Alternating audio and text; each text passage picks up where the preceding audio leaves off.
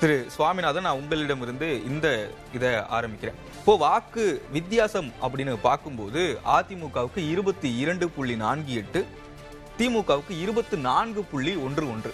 அதிமுகவுடைய வாக்கு சதவிகிதத்தை விட திமுகவுடைய வாக்கு சதவிகிதம் அதிகம். தொகுதிகள் அது மாறுபடும்.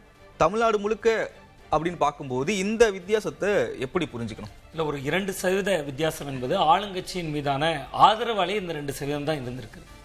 நம்ம தாவேகா அப்படின்னு யோசிக்கும் போது வித்தியாசம் பெரிதாக இருக்கு. நான் சொல்றது திமுக அதிமுகவோடு ஒப்பிடுகிறேன். திமுக அதிமுகவோடு ஒப்பிடுகிற பொழுது ஆளுங்கட்சிக்கு ஆதரவு அலை என்பது அதிமுகவோடு தான் நம்ம பொருத்த முடியும். ஏன்னா அவர்கள் தான் ஏற்கனவே ஆண்டவர்கள். நீங்க தாவேகா புது வரவு, நீங்க அவர்களையும் திமுகவையும் நம்ம ஒப்பிட்டு விட முடியாது. அவர்கள் மாற்றத்தின் எதிர்பார்ப்பின் அடிப்படையில் அவர்களை ஆதரித்திருப்பாங்க. நீங்க திமுகவா அதிமுகவா அப்படின்னு பாக்குறப்ப திமுக அதிமுகவை விட ஒரு 2% கூடி இருக்குன்னா இதுக்கு காரணம் அது ஒன்று. இன்னொன்று, கூட்டணி கட்சிகளை அதிகமான பேரை உதயசூரியன்ல போட்டியிட வைத்தது. அந்த எண்ணிக்கையும் இதில் ரிஃப்ளெக்ட் ஆயிருக்கும். நீங்க அதிகமான அளவில் இப்போ நீங்க அதிமுக எடுத்துக்கிட்டீங்கன்னா அமமுக தனி சின்னம், பாட்டாளி மக்கள் கட்சி தனி சின்னம், பாஜக தனி சின்னம். திமுக அப்படி இல்லையே, பல கூட்டணி கட்சிகளுக்கு அழுத்தம் கொடுத்திருந்தாங்க. மதிமுக இவர்களுடைய சின்னத்தில் போட்டிட்டாங்க. கொங்கு மக்கள் தேசிய கட்சி உட்பட பல்வேறு சின்ன சின்ன கட்சிகள், கருணாஸ் போன்றவர்கள்லாம் கூட உதயசூரியன் சின்னத்தில் தான் களம் கண்டாங்க. ஸோ அதெல்லாம் சேர்த்து இந்த 2% கூடுதலாக காட்டுது. ஒன்று, தொகுதிகள் என்கிற முரண்ல நீங்க தனிப்பெரும் கட்சியாக நீங்க 24% என்பதோ அல்லது 21% என்பதோ, அதிமுக நீங்க 21 புள்ளி என்கிற ஒரு இடம் கொடுத்தீங்க. அது கடந்த பாராளுமன்ற தேர்தலில் அவர்கள் எடுத்த ஓட்டு. கிட்டத்தட்ட அது ஒட்டுமொத்தமா 39 நாடாளுமன்ற தொகுதிகளிலையும் 5 சீட்டு தேமுதிகவுக்கு கொடுத்து போக இருந்த ஓட்டு. நான் தொடர்ச்சியே சொல்லிட்டு இருக்கேன், இந்த தேர்தல் முடிவில் அதிமுகவுக்கு தான் சின்ன லாபம் இருக்கும், திமுகவுக்கு நஷ்டம் தான் இருக்கும் அப்படிங்கிறத நான் தொடர்ந்து பல விவாதங்களில் சொன்னேன். காரணம் என்னன்னா, இப்பவும் பாருங்க, தாவேகா ஒரு தனிப்பெரும் கட்சியாக உருவெடுத்திருக்கு. பட் அதிமுகவுக்கான பல இடம் உறுதி செய்யப்படும். இப்போ ஒரு 7 இடங்கள் குறைவா இருக்காங்க. பட் இந்த இடம் வந்து அந்த கட்சி அப்படியே அடியோடு அழிந்து விடும் அப்படிங்கிற பார்வை தொடர்ந்து முன்வைக்கப்பட்டது. பட் அப்படியான சூழல் இல்லை அப்படிங்கிறத காட்டுறேன். திமுகவுக்கு இது ஒரு பெரிய பலவீனம். நீங்க முதல்வரே பின்தங்குகிறார்ல, நீங்க மற்றவர்கள் அவர் நிறுத்தக்கூடிய வேட்பாளர்கள் பின்னங்கிறது ஒரு சாதாரண செய்தியாக நம்ம கடந்துடலாம். அது வந்து ஏற்ற தோல்விகள் என்பது அந்த வேட்பாளர் உருவாக்கி இருக்கக்கூடிய நேம்ல இருந்து அந்த சின்னத்துக்கு இருக்கிற வேல்யூ ஒரு அலையை பொறுத்தது. பட் முதல்வரையே ஒரு தாவேக்கா நிறுத்தக்கூடிய ஒரு வேட்பாளரால் வீழ்த்த முடியுது இல்லை. அப்போ அது வந்து ஒரு சாதாரண தோல்வி இல்லைங்கிற நான் திமுகவுக்கு. நீங்கள் எடப்பாடி பழனிசாமி அவர்கள் ஒரு வகையில் பர்ச்சேஸ் பண்ணிட்டாரா இருக்கலாம் தாவேக்கா வேட்பாளரை. பட் அது லாபமாக தானே இருந்திருக்கு. இப்போ தேர்தல் முடிவில் பார்த்தா வரலாறு அதானே பேசும். அவர் எப்படி அந்த வேட்பாளர் பின்வாங்கினார் என்பது விவாதத்திற்குரியது, அதில் நமக்கு சந்தேகம் இல்லை. பட் ஆனால் அங்கே தாவேக்கா என்கிற ஒரு சின்னம் நிற்கலை. அவருக்கு பதிலாக அவர் ஒரு சுயேட்சை வேட்பாளரை பரிந்துரைத்தார். அந்த சுயேட்சை வேட்பாளர் எவ்வளவு ஓட்டு எடுத்தாருன்னு நமக்கு தெரியாது. பட் இங்க முதல்வருடைய தொகுதியில முதல்வரை கொளத்தூர்ல ஒரு தாவேக்கா வேட்பாளர் ஃபீட் பண்றாருல, உங்களுக்கு அந்த இடம் வந்து எடப்பாடி பழனிசாமி அவர்களுடைய அரசியல் சாதுரியத்தால தான் இந்த இடம் காப்பாற்றப்பட்டது அப்படின்னு நான் பார்த்தேன்.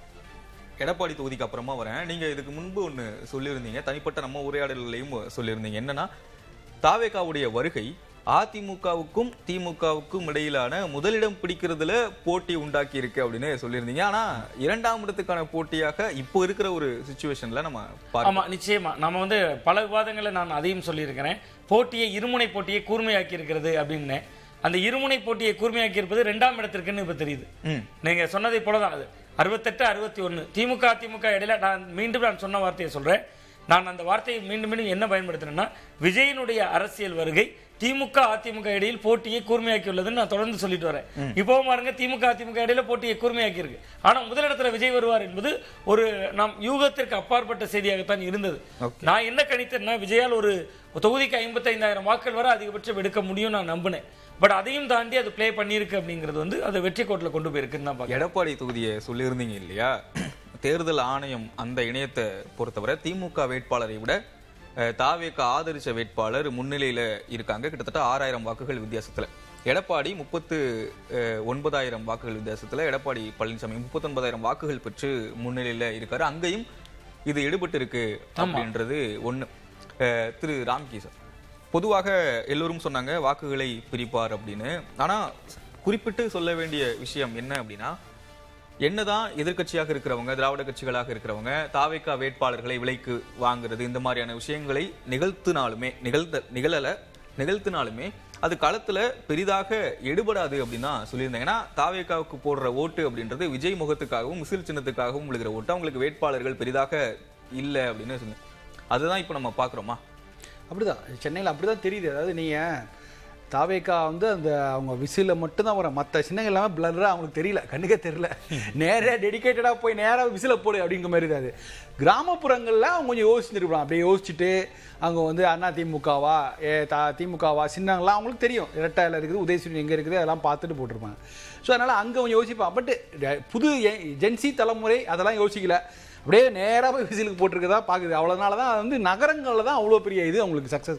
நகர்ப்புற வாக்காளர்களில் கிட்டத்தட்ட ஒரு 70 to 80% வந்து அப்படியே கவர்ந்துருக்காங்க தாவேக்கா. அது நல்லா கிளியராக தெரியுது. கிராமப்புறங்களில் அதிமுக பயங்கர டஃப்பான காம்படிஷன், பயங்கர போட்டியை கொடுத்துருக்குது. அவங்க வந்து 3 முனை போட்டி அப்படிங்கும்போது அதில் வந்து அவங்களுக்கு ஒரு இது இருக்குது. இன்னமும் வந்து பார்ப்போம் ரிசல்ட்ஸ் எப்படி இருக்குன்னு பார்க்கலாம். அது பர்சன்டேஜ் தொகுதி வைஸாக நம்ம வந்து அனலைஸ் பண்ணி தான் ஆகணும். இன்னும் நமக்கு 5 வருடங்கள் இருக்கிறது, 234 தொகுதி தான். அதனால் ஒன்று நம்ம அனலைஸ் பண்ணி பார்த்தாலே தெரியும். பட் நான் எதிர்பாராது வந்து கூட்டணி கட்சிகளுடைய பர்ஃபார்மன்ஸ், திமுக கூட்டணி கட்சிகளுடைய பர்ஃபார்மன்ஸ் வந்து அவங்க இருந்த நிலைமையோட பார்க்கும்போது பெட்டராக தான் இருந்திருக்குது. ஸோ இப்போ 2 இடங்களில் அவங்க முன்னிலைங்கிறது வந்து அவங்க அடையாளத்தை காப்பாற்றி கொண்டு இவ்வளோ பெரிய ஆன்டி இன்கம்பன்சி அலைக்கு எதிராக தங்களை காப்பாற்றி கொண்டது பெரிய விஷயம்தான். அதிமுக கூட்டணி கட்சிகள் வந்து அவங்க ஓட் ஷேரை கொண்டு வரல, அவங்க உள்ளுக்குள்ளே கொண்டு வரல. பாஜக பற்றின பெரிய பில்டப் இருந்தது. அவங்க வந்து நேஷனல் ஏஜென்சிலாம் கூட்டு வந்து இறக்கி விடுவாங்க, அப்படி இப்படிலாம் என்னென்னமோ பேசினாங்க. பட் பாஜக எடுபடவே இல்லை. ஏன்னா ஒரு அதிமுகவுடைய ஒவ்வொரு நகர்வுகளும் பாஜக தான் அப்படிங்கிற மாதிரி பேசப்பட்டது. பாஜகவோட ஸ்டேக்கே ஒன்றும் பெருசாக இல்லையே, ஒன்றுமே பண்ணாமல் காங்கிரஸ் 5 இடங்களில் முன்னிலை. இது எப்படி எடுத்துக்கிறது நம்ம? ஸோ அதனால கூட்டணி கட்சிகளுடைய அவங்களுடைய கான்ட்ரிபியூஷன் பங்களிப்பு பெரிய அளவுக்கு திமுக கூட்டணியிலே கொஞ்சம் கம்மியாக தான் இருந்திருக்கு. அதை விட அதிமுகவில் பெரிய அளவுக்கு பங்களிப்பே இல்லை. ஆக்சுவலாக நீங்கள் கடைசியில் போய் போகும்போது எல்லாமே ஒன் மேன் ஷோ மாதிரி, இது வந்து ஸ்டாலினா எடப்பாடியா விஜயா அப்படிங்கிறப்போ எப்போ நின்றுக்கும்படியாக கூட்டணி கட்சிகளுடைய பங்களிப்பு ரொம்ப குறைவாக போயிடுச்சு. ஆக்சுவலாக இதில் நீங்கள் ஒரு சில தொகுதிகள் தான் ரொம்ப சர்ப்ரைசிங்காக இருக்குது. ஆக்சுவலாக நான் நகர்ப்புறங்களை எதிர்பார்த்ததான் தாவேக கிடைத்த வந்து அந்த பெரிய அதீத ஆதரவு வந்து அவங்களுக்கு கை கொடுக்குன்னு எதிர்பார்த்து தான் சென்னையை சுற்றி இருக்கிற நகர்ப்புறங்கள்லாம் நம்ம வந்து பெரிய அளவுக்கு பார்த்தோம். பட் இதை தாண்டி தமிழ்நாட்டில் இருக்கிற சிறுநகரங்கள் அங்கெல்லாம் கூட கணிசமான வாக்குகள் வாங்கிடல. அது நான் வர்றேன், அது அவருக்காக வச்சிருக்கிற ஒரு கேள்வி. அதிமுக கிராமப்புறங்களை கடுமையாக ஃபைட் பண்ணுது அப்படின்னு சொன்னீங்க இல்லையா? ஆனா இப்போ இருக்கிற தேர்தல் இணையத்தில் இருக்கிற தகவலை படி பார்க்கும்போது 120 இடங்கள்ல திமுக 2வது இடம். திமுக தான் ஃபைட் கொடுக்குதுன்னு சொல்றேன். இல்லை, அதான் திமுக. நீங்கள் கிராமப்புறத்தில் வந்து அவங்க வந்து 2 பேரையும் எதிர்கொள்ள வேண்டியிருந்தது. அதிமுக பொறுத்த வரைக்கும் திமுக எதிர்கொள்ள வேண்டியது, தாவேக எதிர்கொள்ள வேண்டியிருந்தது. நீங்கள் இதில் வந்து நீங்கள் திமுகவுடைய அந்த நலத்திட்டங்கள் அதெல்லாம் வந்து நீங்கள் ஜென்சி வாக்காளருக்கு மாரி நகர்ப்புற கிராமப்புற மக்களுக்கு அதோடைய தேவையை உணர்ந்திருக்காங்க. உங்களுக்கு ஒன்று நான் நேரடியாக பார்த்தேன், சீர்காழி போன்ற பகுதியில் தான் கேம்ப் போடுறாங்க. அங்கே போயிட்டு எனக்கு ஆதார் கார்டு பேர் மாற்றணும், ரேஷன் கார்டில் பேரை சேர்க்கணும், விஷயங்கள்லாம் உடனுக்குடன் செய்யப்பட்டன. ஸோ இப்போ அது எவ்வளோ பெரிய மனதில் ஒரு பெரிய பாதிப்பு ஏற்படுத்துன்னு நினச்சி பார்க்கணும். ஏன்னா நீங்கள் ஒரு பேரை மாற்றுறதுக்கு பல முறை அலைய வேண்டியிருந்த காலம்லாம் இருக்குது. இன்றைக்கும் நகரங்களில் கிராமங்களில் சர்வீஸ் மையங்கள்லாம் ரொம்ப கம்மியாக இருக்குது. ஆனால் இதெல்லாம் ரொம்ப ஃபாஸ்ட் மாரி தட்கலில் பண்ண மாதிரி பண்ணி கொடுத்தாங்க எல்லாத்தையும். ஸோ அதெல்லாம் மக்கள் பண்ணல. அதோடைய வேல்யூ வந்து கிராமப்புற வாக்காளர்களுக்கு தெரியும். ஸோ இந்த அளவுக்கு பண்ணிருக்காங்களே, நிச்சயமாக அவங்களுக்கு வந்து திமுக பக்கம் வந்து ஒரு இது இருந்திருக்கும். அதனால வந்து அவங்களுக்கு திமுகவுக்கு ஒரு பெரிய இது கிடைச்சிருக்குன்னு நான் பார்க்குறேன்.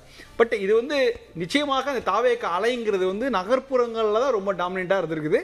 அந்த ஆன்டி இன்கம்பன்சியை வந்து தாவேக சரியாக பயன்படுத்தி கொண்டது, அதிமுக பயன்படுத்தி கொள்ளவில்லை. அதுதான் நம்ம வந்து அதை பார்க்க வேண்டியிருக்கு. 120 இடங்கள்ல திமுக 2வது இடம். இப்போ வந்து பெரும்பாலான தொகுதிகளில் அதிகபட்சமாக 7வது சுற்றுல இருக்கு அப்படின்னு வச்சுக்கோங்களேன். இன்னும் ஒரு 15 சுற்றுகள் இருக்கு. மாறக்கூடிய வாய்ப்பு இருக்கா? ட்ரெண்ட் 120ல இருந்து அதை குறைக்கிறதுக்கான வாய்ப்பு இருக்கா? எல்லாத்துக்கும் கொஞ்சம் குறைவதற்கான வாய்ப்புகள் தான் இருக்குன்னு நான் பார்க்குறேன். கிட்டத்தட்ட நீங்கள் பல தொகுதிகளில் இப்போ 21 தொகுதிகளில் ஏதோ 1000 ஓட்டு வித்தியாசத்தில் தான் இப்போ லீடிங் ஓடிட்டு இருக்கு. இல்லை, நம்ம காலையில் 10 மணிக்கு பார்த்தோம் இல்லையா? 72 தொகுதிகளில் 1000 வாக்கு வித்தியாசம். இப்போ 22 ஏதோ கடைசியாக பார்த்த நினைவு எனக்கு.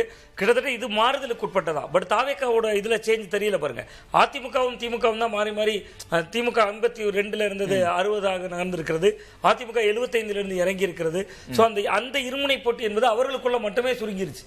அந்த இடம் தான் ஒரு ஆபத்தான இடங்கிறனா. நீங்க இருமுனை போட்டினா 2 பேருக்கு அரியணைக்குள்ள இருமுனை போட்டியாக இல்லாம அந்த இருமுனை போட்டி 2ஆம் இடத்துக்கான இருமுனை போட்டியாக மாறிவிட்டது. நீங்க தாவேக்கா ரூட் கிளியர். நான் இன்னொரு உங்க விவாதத்தில் கூட சொல்லியிருப்பேன் நினைக்கிறேன். இந்த தேர்தலை பொறுத்தவரை விஜய் வெர்சஸ் அதர்ஸ்னு மக்கள் பார்க்குறாங்கன்னு சொல்லியிருப்பேன். நான் நேர்பட பேசல தொடங்கி பல வாதங்களில் சொல்லியிருப்பேன். மக்கள் கிரவுண்டுக்கு போனா திமுக வெர்சஸ் டிவிகேனோ அல்லது டிஎம்கே வெர்சஸ் பிஜேபினோ பார்க்கல, விஜய் வெர்சஸ் அதர்ஸ்னு ஒரு தாட் மக்கள் மனசுல இருக்கிறது தெரியுது அப்படின்னு சொன்னேன். அதுவும் இதுல ரிஃப்ளெக்ட் ஆயிருக்குன்னு நான் பாக்குறேன். கிட்டத்தட்ட விஜய் வெர்சஸ் அதர்ஸ்னு மக்கள் பார்த்திருக்காங்க. எந்த கட்சியும் நிக்கட்டும், யார் வேணாலும் நிக்கட்டும். ராம்கே சார் சொன்ன மாதிரி தான், எனக்கு தெரிஞ்ச விசில் நான் அதுக்கு போய் ஒரு ஓட்டை போட்டுறேன் அப்படிங்கிற மனநிலையில மக்கள் வாக்களித்திருக்கிறார்கள். பட் இந்த இடம் வெற்றிக்கான இடம். விஜய்க்கு இனிமேல் தான் பல சவால்கள் காத்திருக்கிறது. ஓகே, இந்த ட்ரெண்ட் எப்படி முடியும்னு பாக்குறீங்க? ஈவினிங் ஒரு 6-7 மணிக்கு எப்படி முடிய போகுது? இல்ல, இதை தாண்டி தாவேக்காவுக்கு பெரிய லீடிங்காக மாறி தனிப்பெரும்பான்மை வரும் என்பதுல உடன்பாடு இல்லை. அதிமுகவுக்கு இந்த எண்ணிக்கை ஒரு 75 என்ற போன இடம் வரைக்கும் அதே போன்று ஒரு பாதுகாக்கப்பட்டதா மாறலாம். திமுக கொஞ்சம் குறையும் தான் நான் பாக்குறேன். நான் ஏன் அப்படி சொல்றேன்னா, நீங்க முதல்வர் பின்னடைவு சந்திக்கிறார். நீங்க அந்த அலையை நம்ம அப்படிதான் பார்க்கணும். எடப்பாடி பழனிசாமி அவர்கள் 21,000 ஓட்டு லீடிங்ல காட்டுது. இப்ப நீங்க விஜய் வந்து ஒரு 11,000 ஓட்டு லீடிங் பெரம்பூர் தொகுதியை காட்டுது. அவர் கை காட்டின நபர்கள்லாம் ஜெயிக்கிறாங்க. அதான் அலை. அந்த அலையில இன்னைக்கு தமிழ்நாட்டில் வீசியிருக்கிற அலை என்பது விஜய் அலை. நான் கடந்த கூட ஒரு விவாதத்தில் கூட சொன்னேன், விஜய் அலை வீசுது, அது சுனாமியா மாறல, அதனால இது வந்து பாதுகாப்பா இருக்கும் டிஎம்கே. பட் இது வீசினது சுனாமின்னு நமக்கு தெரியுது. இப்ப விஜய் சுனாமி வந்து அடித்திருக்கிறது. அப்ப அதுல கிட்டத்தட்ட உங்களுக்கு இந்த எண்ணிக்கை என்பது ஒரு பெரும்பான்மை என்கிற இடத்தை நோக்கியும் விஜய் நகர்த்தாது. பட் அதிமுக இதுக்கு கீழே ரொம்ப இறங்காது அப்படின்னு தான் நான் பாக்குறேன். விஜய் அவர்களுக்கு ஒரு 10 சீட்டாவது பெரும்பான்மை என்கிற இடத்துக்கு வரதுக்கு தேவைங்கிற சூழல் வரலாம். பட் இதை விட மிக முக்கியமா ஒரு கூட்டணி இல்லாம கடவுளையும் மக்களையும் மட்டுமே நம்பி, விஜயகாந்த் சொன்னார் 2006 கடவுளையும் மக்களையும் மட்டும் நம்பியே களம் காண்கிறேன். அது மாதிரி அவர் சொல்லி மட்டும் காட்டினார், இவர் செய்து காட்டியிருக்கிறார் அப்படின்னு தான். ஓகே, விஜயகாந்த் சொன்னதுனால அப்போ முதல் தேர்தல்ல ஆரம்ப சுற்றுகள்ல விஜயகாந்த் முன்னணியில இருந்தாரு, அதிகமான தொகுதிகள்ல முன்னிலையில இருந்தாரு. போக போக அப்படியே ட்ரெண்ட் மாறுச்சு அப்படின்ற செய்திகளை படிக்க முடிஞ்சது.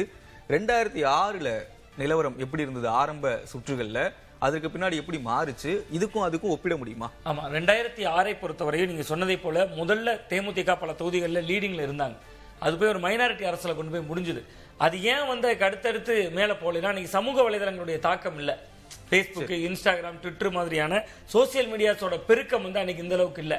பட் அது மாதிரி இது மாறாதுங்கிற அன்னைக்கு அப்படி மாறினதுக்கு காரணம் என்னன்னா, திமுக அதிமுக ரெண்டுலையும் 2 கூர்மையான தலைவர்கள் இருந்தாங்க. கலைஞர் கருணாநிதி அவர்கள் உயிரோடு இருந்தார், விஜய் ஜெயலலிதா அவர்கள் இருந்தாங்க. அந்த ஆளுமைகளுக்கு என்று ஒன்று ஓட்டு இருக்கு.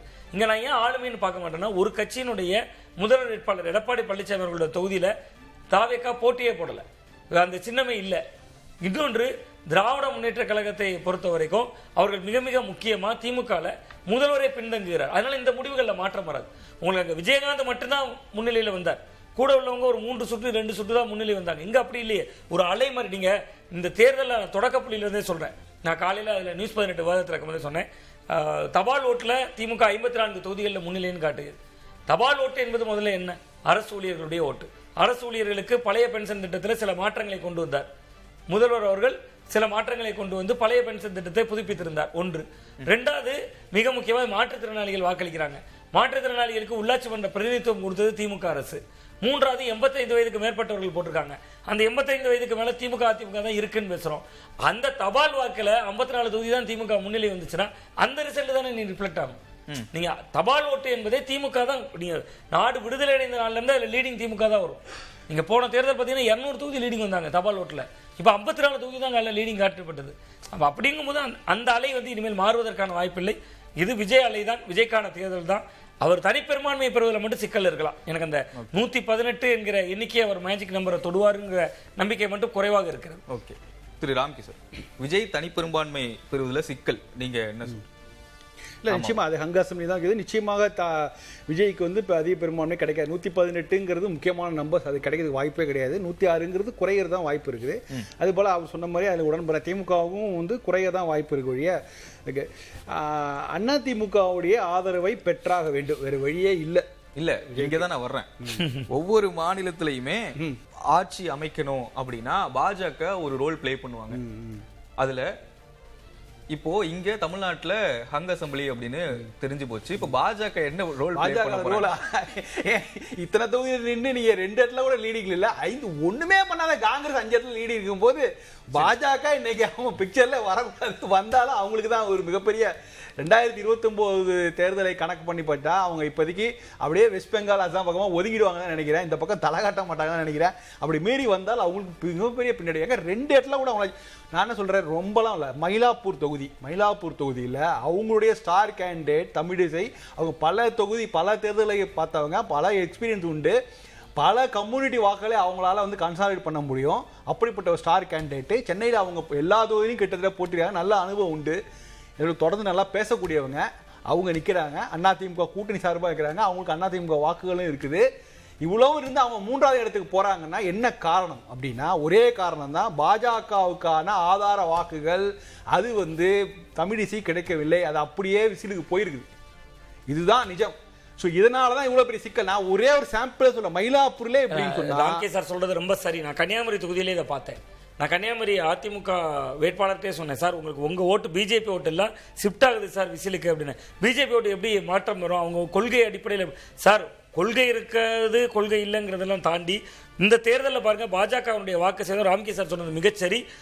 பாஜகவுடைய ஓட்டு என்பது 4% தாண்டாது. போன தேர்தலில் 11 எடுத்திருக்கீங்க, இந்த தடவை 4 கூட தாண்டாது. அதுக்கு காரணம் வந்து அது விசிலுக்கு ஷிஃப்ட் ஆயிடுச்சு.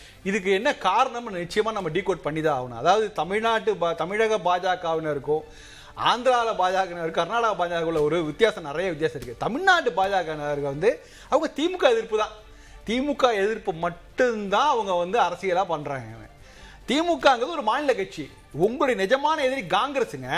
நீங்க என்னதான் இருந்தாலும் எண்ட் ஆஃப் த டே நீங்க நேஷனல் பார்ட்டி, உங்களுக்கான பரம விரோதி காங்கிரஸ் தான். காங்கிரஸ் எதிர்த்து தான் நீங்க தமிழ்நாட்டில் அரசியல் செய்யணும். காங்கிரஸ் பத்தி அவங்க பேசவே கிடையாது. அவங்க திமுக மட்டும்தான் குறி வைக்கிறாங்க.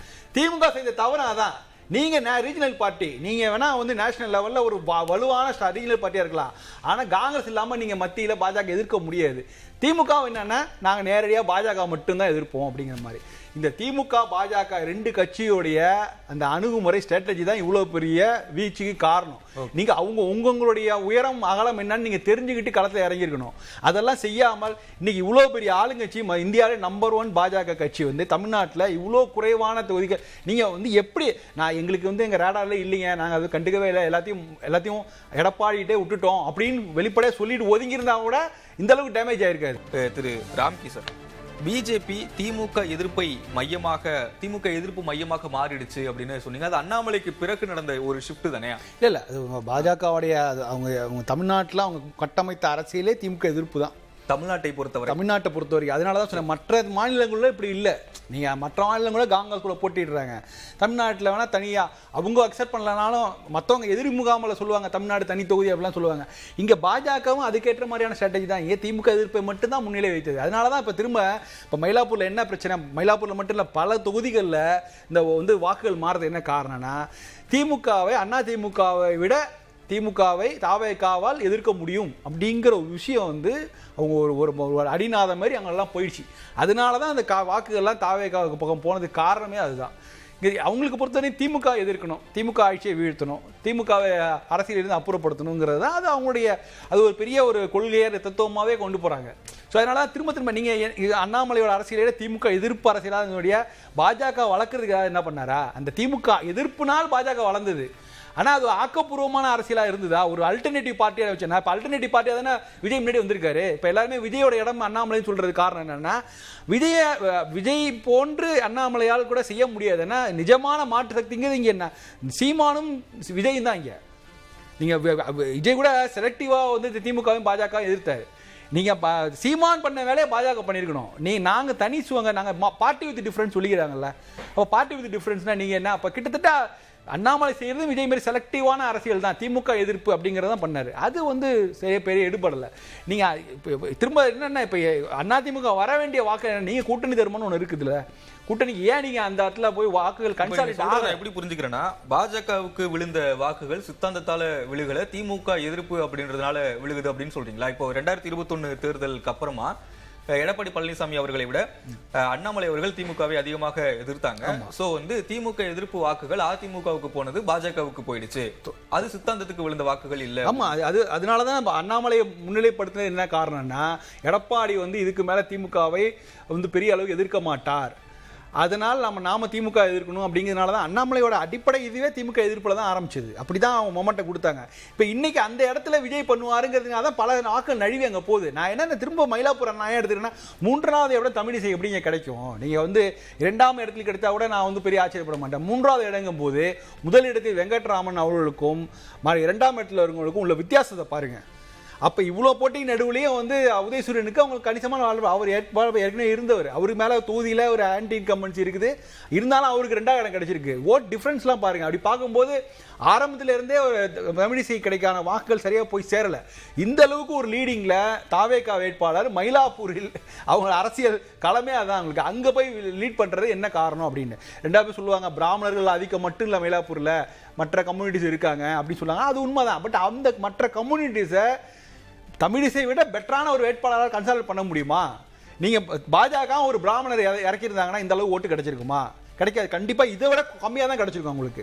ஸோ இப்போ இங்கே வந்து தமிழிசையால் எல்லா கம்யூனிட்டி வாக்குகளையும் கன்சாலிடேட் பண்ண முடியும். அவருக்கு ஒரு அனுபவம் இருக்கு, எல்லாம் இருக்கும். அப்படி இருந்தும் அவருக்கு 3வது இடம் சொன்னா அவருக்கு வர வேண்டிய வாக்குகள் அவருக்கு வந்து விழவில்லை. அதற்கு காரணம் அது வர வேண்டிய வாக்குகள்னா அது பாஜக வாக்குகளா, அதிமுக வாக்குகளா, அமமுக வாக்குகளா அப்படின்னு பார்க்கும்போது அதிமுக வாக்குகள் வந்திருக்குது. பாஜக வாக்குகள் தடுமாறி தசை மாறி அங்கே போயிருக்கு. எப்படி அதிமுக காரன் எப்படி விசிலுக்கு போடுவான்? ஸோ அதுக்கு வாய்ப்பு இல்லை. ஸோ அதனால விசிலுக்கு போகக்கூடிய வாக்கள் பாஜக வாக்கள் விசிலுக்கு போனதுனால இவ்வளோ பெரிய மிகப்பெரிய பின்னாடின்னு பார்க்குறேன். இதே வானதி சீனிவாசனும் ட்ரையலிங்கில் தான் இருக்காங்க. ஸோ இதெல்லாம் என்ன ஒரு விஷயத்தை காமிக்குது அப்படின்னு சொன்னால், நீங்கள் தொடர்ந்து திமுகவை எதிர்த்தால் போதும் அப்படிங்கிற மாதிரி கூட நீங்கள் வந்து சென்ட்ரலில் இருக்கீங்க, நீங்கள் என்ன பண்ணீங்க அப்படிங்கிற ஒரு கேள்வி இருக்குது. திமுக வந்து பாஜக எதிர்ப்பு பண்ணுது, பாஜக திமுக எதிர்ப்பு பண்ணுமா? இப்படியே இவங்களுடைய அரசியல் பயணம் அப்படி இருந்ததுன்னா அப்போ என்ன மாற்றம் வருது? அதிமுகவாவது பரவாயில்ல, ஏதோ தான் அவங்க பண்ணுறாங்க, பேச வேண்டிய விஷயம் பேசி அமைதியாக இருக்கா மற்ற இடத்துல. பட் இவங்க 2 பேருமே கடுமையான ஒரு எதிர்ப்பு நிலை எடுத்துகிட்டு போய் மக்கள் வெறுத்து போய் அவங்க இந்த பாயசத்தை இதில் போயிட்டு அதில் போய் அவங்க வந்து பரவாயில்ல இது நல்லா தான் இருக்குன்ட்டு ஒதுங்கிட்டாங்க எல்லாரும். மக்கள் வந்து நிச்சயமாக திமுகவையும் பாஜக விட்டு விலகி நிற்கிறார்கள் தான் நான் பார்க்குறேன். திரு சுவாமிநாதன், சென்னை போன்ற பெருநகரங்களில் புதிய வாக்காளர்கள் குறைவாக சேர்ந்திருந்தாங்க, வாக்காளர்களே குறைஞ்சிருந்தாங்க அப்படின்றத பார்க்க முடியுது. ஆனால் இன்னொன்று முக்கியமான விஷயம் என்ன அப்படின்னா, இப்போ வளர்ந்துட்டு வரக்கூடிய நகரங்கள் இருக்குல்ல, டயர் 1 டயர் 3 சிட்டிஸ் அப்படின்லாம் சொல்றாங்கல்ல, அந்த நகரங்கள்ல வாக்காளர்கள் அதிகரிச்சு இருந்தாங்க. இப்போ பொதுவாக என்ன சொல்றாங்க, நகரப்பகுதிகளில் விஜய்க்கு அதிக அளவு வாக்குகள் போகும் அப்படின்றது ஒண்ணு, இளம் வாக்காளர்கள் அதிகமாக போவாங்க அப்படின்றது ஒண்ணு. இந்த 2 விஷயத்தையுமே வந்து புதிதாக சேர்ந்த வாக்காளர்களை ஒட்டி பார்க்கலாம்ல. புதிய வாக்காளர்கள் அதிகரிச்சிருக்காங்க. அப்போ டயர் 2 டயர் 3ல விஜய்க்கான செல்வாக்கு அதிகரிச்சிருக்கு அப்படின்றத எடுத்துக்கலாமா? ஏன்னா சேலம் வடக்கு, சேலம் தெற்கு இந்த மாதிரியான நகரப்பகுதிகளில் தான் விஜய் அதிகமான வாக்குகளை வாங்கி. இதை நான் வந்து சாருடைய கருத்தை வந்து நான் அதில் என்ன உடன்படுறேன்னா, நகரம் கிராமம்னு பாகுபாடே இல்லை. இது உங்களுக்கு விஜய் அலை, அது வந்து விஜய் அலை தான் இது உங்களுக்கு. நீங்க திமுக அதிமுக 75 ஆண்டு கட்சி திமுக, சாதாரண இன்னைக்கு நேற்று உருவான கட்சியில் ஹிந்தி எதிர்ப்பு போராட்டம். நீங்க தாவேகாவனுடைய வரலாறு போய் புரட்டி பார்த்தீங்கன்னா 41 பேர் உயிரை கொடுத்துருக்காங்க எதுக்கு? விஜயை பார்க்கறதுக்கு. நீங்க கரூர் சம்பவம். ஆனா திமுக அப்படி இல்லை, ஹிந்தி எதிர்ப்பு போராட்டம் கடுமையான இது. அண்ணா திராவிட முன்னேற்ற கழகம் சாதாரணமா வரல, அன்னைக்கு திமுக ஆளுங்கட்சியாக இருக்காங்க. கிட்டத்தட்ட எம்ஜிஆர் அவர்கள் கட்சியை தொடங்கி பல கட்ட திமுகவால் முடக்கப்படலாம் மாட்டாங்க. இன்னைக்கெல்லாம் விஜய் அந்த நெருக்கடிக்கெல்லாம் ஆளாகல. அவ்வளவுக்கு பின்பும் இருந்த கட்சி, ஒரு கட்சி 75 ஆண்டு கட்சி அசால்ட்டா பவளவலா பாப்பாங்கிறார். ஒரு கட்சி 50 ஆண்டுகள் பாரம்பரியமிக்க கட்சி நீ ஒதுங்கி போப்பாங்கிறார், ஆட்டத்திலே சேர்த்துக்க மாட்டார், களத்தில் இல்லாதவர்கள்ங்கிறார். பட் மக்கள் அதை நம்பியிருக்காங்கல்ல, அந்த இடம் தான் விஜய்க்கு வெற்றி. அது கிராமம் நகரம். இப்போ உதாரணத்துக்கு காரைக்குடி தாவேகா முன்னிலை. நீங்க காரைக்குடியெல்லாம் ஒரு பெரிய நகரம்னே நம்ம சொல்லிட முடியாது. அந்த ஊரை வந்து ஒரு ஒரு ஒரு நகரமாக இருந்தாலுமே கூட நீங்க சென்னை போன்ற மதுரை போன்ற அதை ஒப்பிட்டு விட முடியுமா? விஜய் அலை. நீங்க கிள்ளியூர் தொகுதி ஒரு உதாரணம். அங்கே நீங்க கிள்ளியூர் தொகுதி நாடு விடுதலை அடைந்த நாள்ல இருந்து இன்னைக்கு வர கிள்ளியூர் தொகுதியில காங்கிரஸ், தமிழ் மாநில காங்கிரஸ் தாண்டி எந்த கட்சியும் ஜெயிச்சே கிடையாது. திமுகவும் ஜெயிச்சே கிடையாது, அண்ணா திமுகவும் ஜெயிச்சே கிடையாது. அங்க பாக்குற ராஜேஷ்குமார் பின்னாடி இருக்காரு. நான் நேற்றும் தினமோ உங்க சோழ பேசுகிற பொழுது சொன்னேன், கிட்டத்தட்ட மன்னிக்கணும், வேற ஒரு தொலைக்காட்சியில் பேசுகிற பொழுது சொன்னேன், நீங்க கிள்ளியூர் தொகுதி ரிசல்ட் வந்தோன்னு நம்ம பேசுவோம். 40,000 ஓட்டுக்கு மேல அங்க வந்து லீடிங்ல 55,000 ஓட்டுல வித்தியாசத்துல ஜெயிச்ச தொகுதி ராஜேஷ்குமார் கடந்த தேர்தலில். அதுக்கு முந்தின தேர்தலில் 45,000 ஓட்டு வித்தியாசத்துல ஜெயிச்ச தொகுதி. அங்கேயே தாவேக்கா அப்படி போகுது இல்ல. இன்னொன்று மிக முக்கியமான நான் ஒரு அணுகுமுறை பார்க்குறேன் இந்த தேர்தலில். கடந்த காலங்களில் உங்களுக்கு மிக மிக முக்கியமான ஒரு அணுகுமுறை இருந்தது. என்னன்னா, குமரி மாவட்டம் போன்ற பகுதிகளில் மத ரீதியாக வாக்களிக்கிற கலாச்சாரம் இருந்தது. தென் மாவட்டங்களில் ரொம்ப குறிப்பாக கன்னியாகுமரி, திருநெல்வேலி, தூத்துக்குடி எல்லாரும் கண்ணை மூடிக்கொண்டு நம்ம அதிமுக வைப்பு தொகையை பறி கொடுத்தது பார்லிமெண்ட் எலெக்ஷன்ல. காரணம் என்னன்னா, பிஜேபி வேணுமா வேண்டாமான்னு மக்கள் வாக்களித்தாங்க. இந்துக்களில் பெரும்பகுதி பேர் பிஜேபிக்கு போட்டாங்க, பிஜேபி வேண்டாம்னு நினைத்தவர்கள் டிஎம்கே அலையன்ஸ் போட்டாங்க. அதனால தான் அதிமுக டெபாசிட் போச்சு. அந்த பகுதிகளில் இன்னைக்கு மதவாதத்துக்கு முடிவுரை எழுதியிருக்காரு விஜய். அது சாதாரண இடமே கிடையாது. எனக்கு கிட்டத்தட்ட அங்கே மதவாதம் என்பதே இல்லாமல் ஆக்கியிருக்கிறார். நீங்கள் பிஜேபிக்கும் டிஎம்கேக்கும் போட்டிங்கிற களம் மாறி பல தொகுதிகளில் கிள்ளியூர் மாதிரியான தொகுதிகளோட டிவிகே சார் என்ன சொல்றாருன்னா விழுந்த வாக்குகள் சித்தாந்தத்துக்கு விழுந்த வாக்குகள் கிடையாதுன்னு சொல்றாரு. அதுதான் நானும் சொல்றேன், சித்தாந்தம் தோர்த்து போய் விட்டதுங்கிறேன்.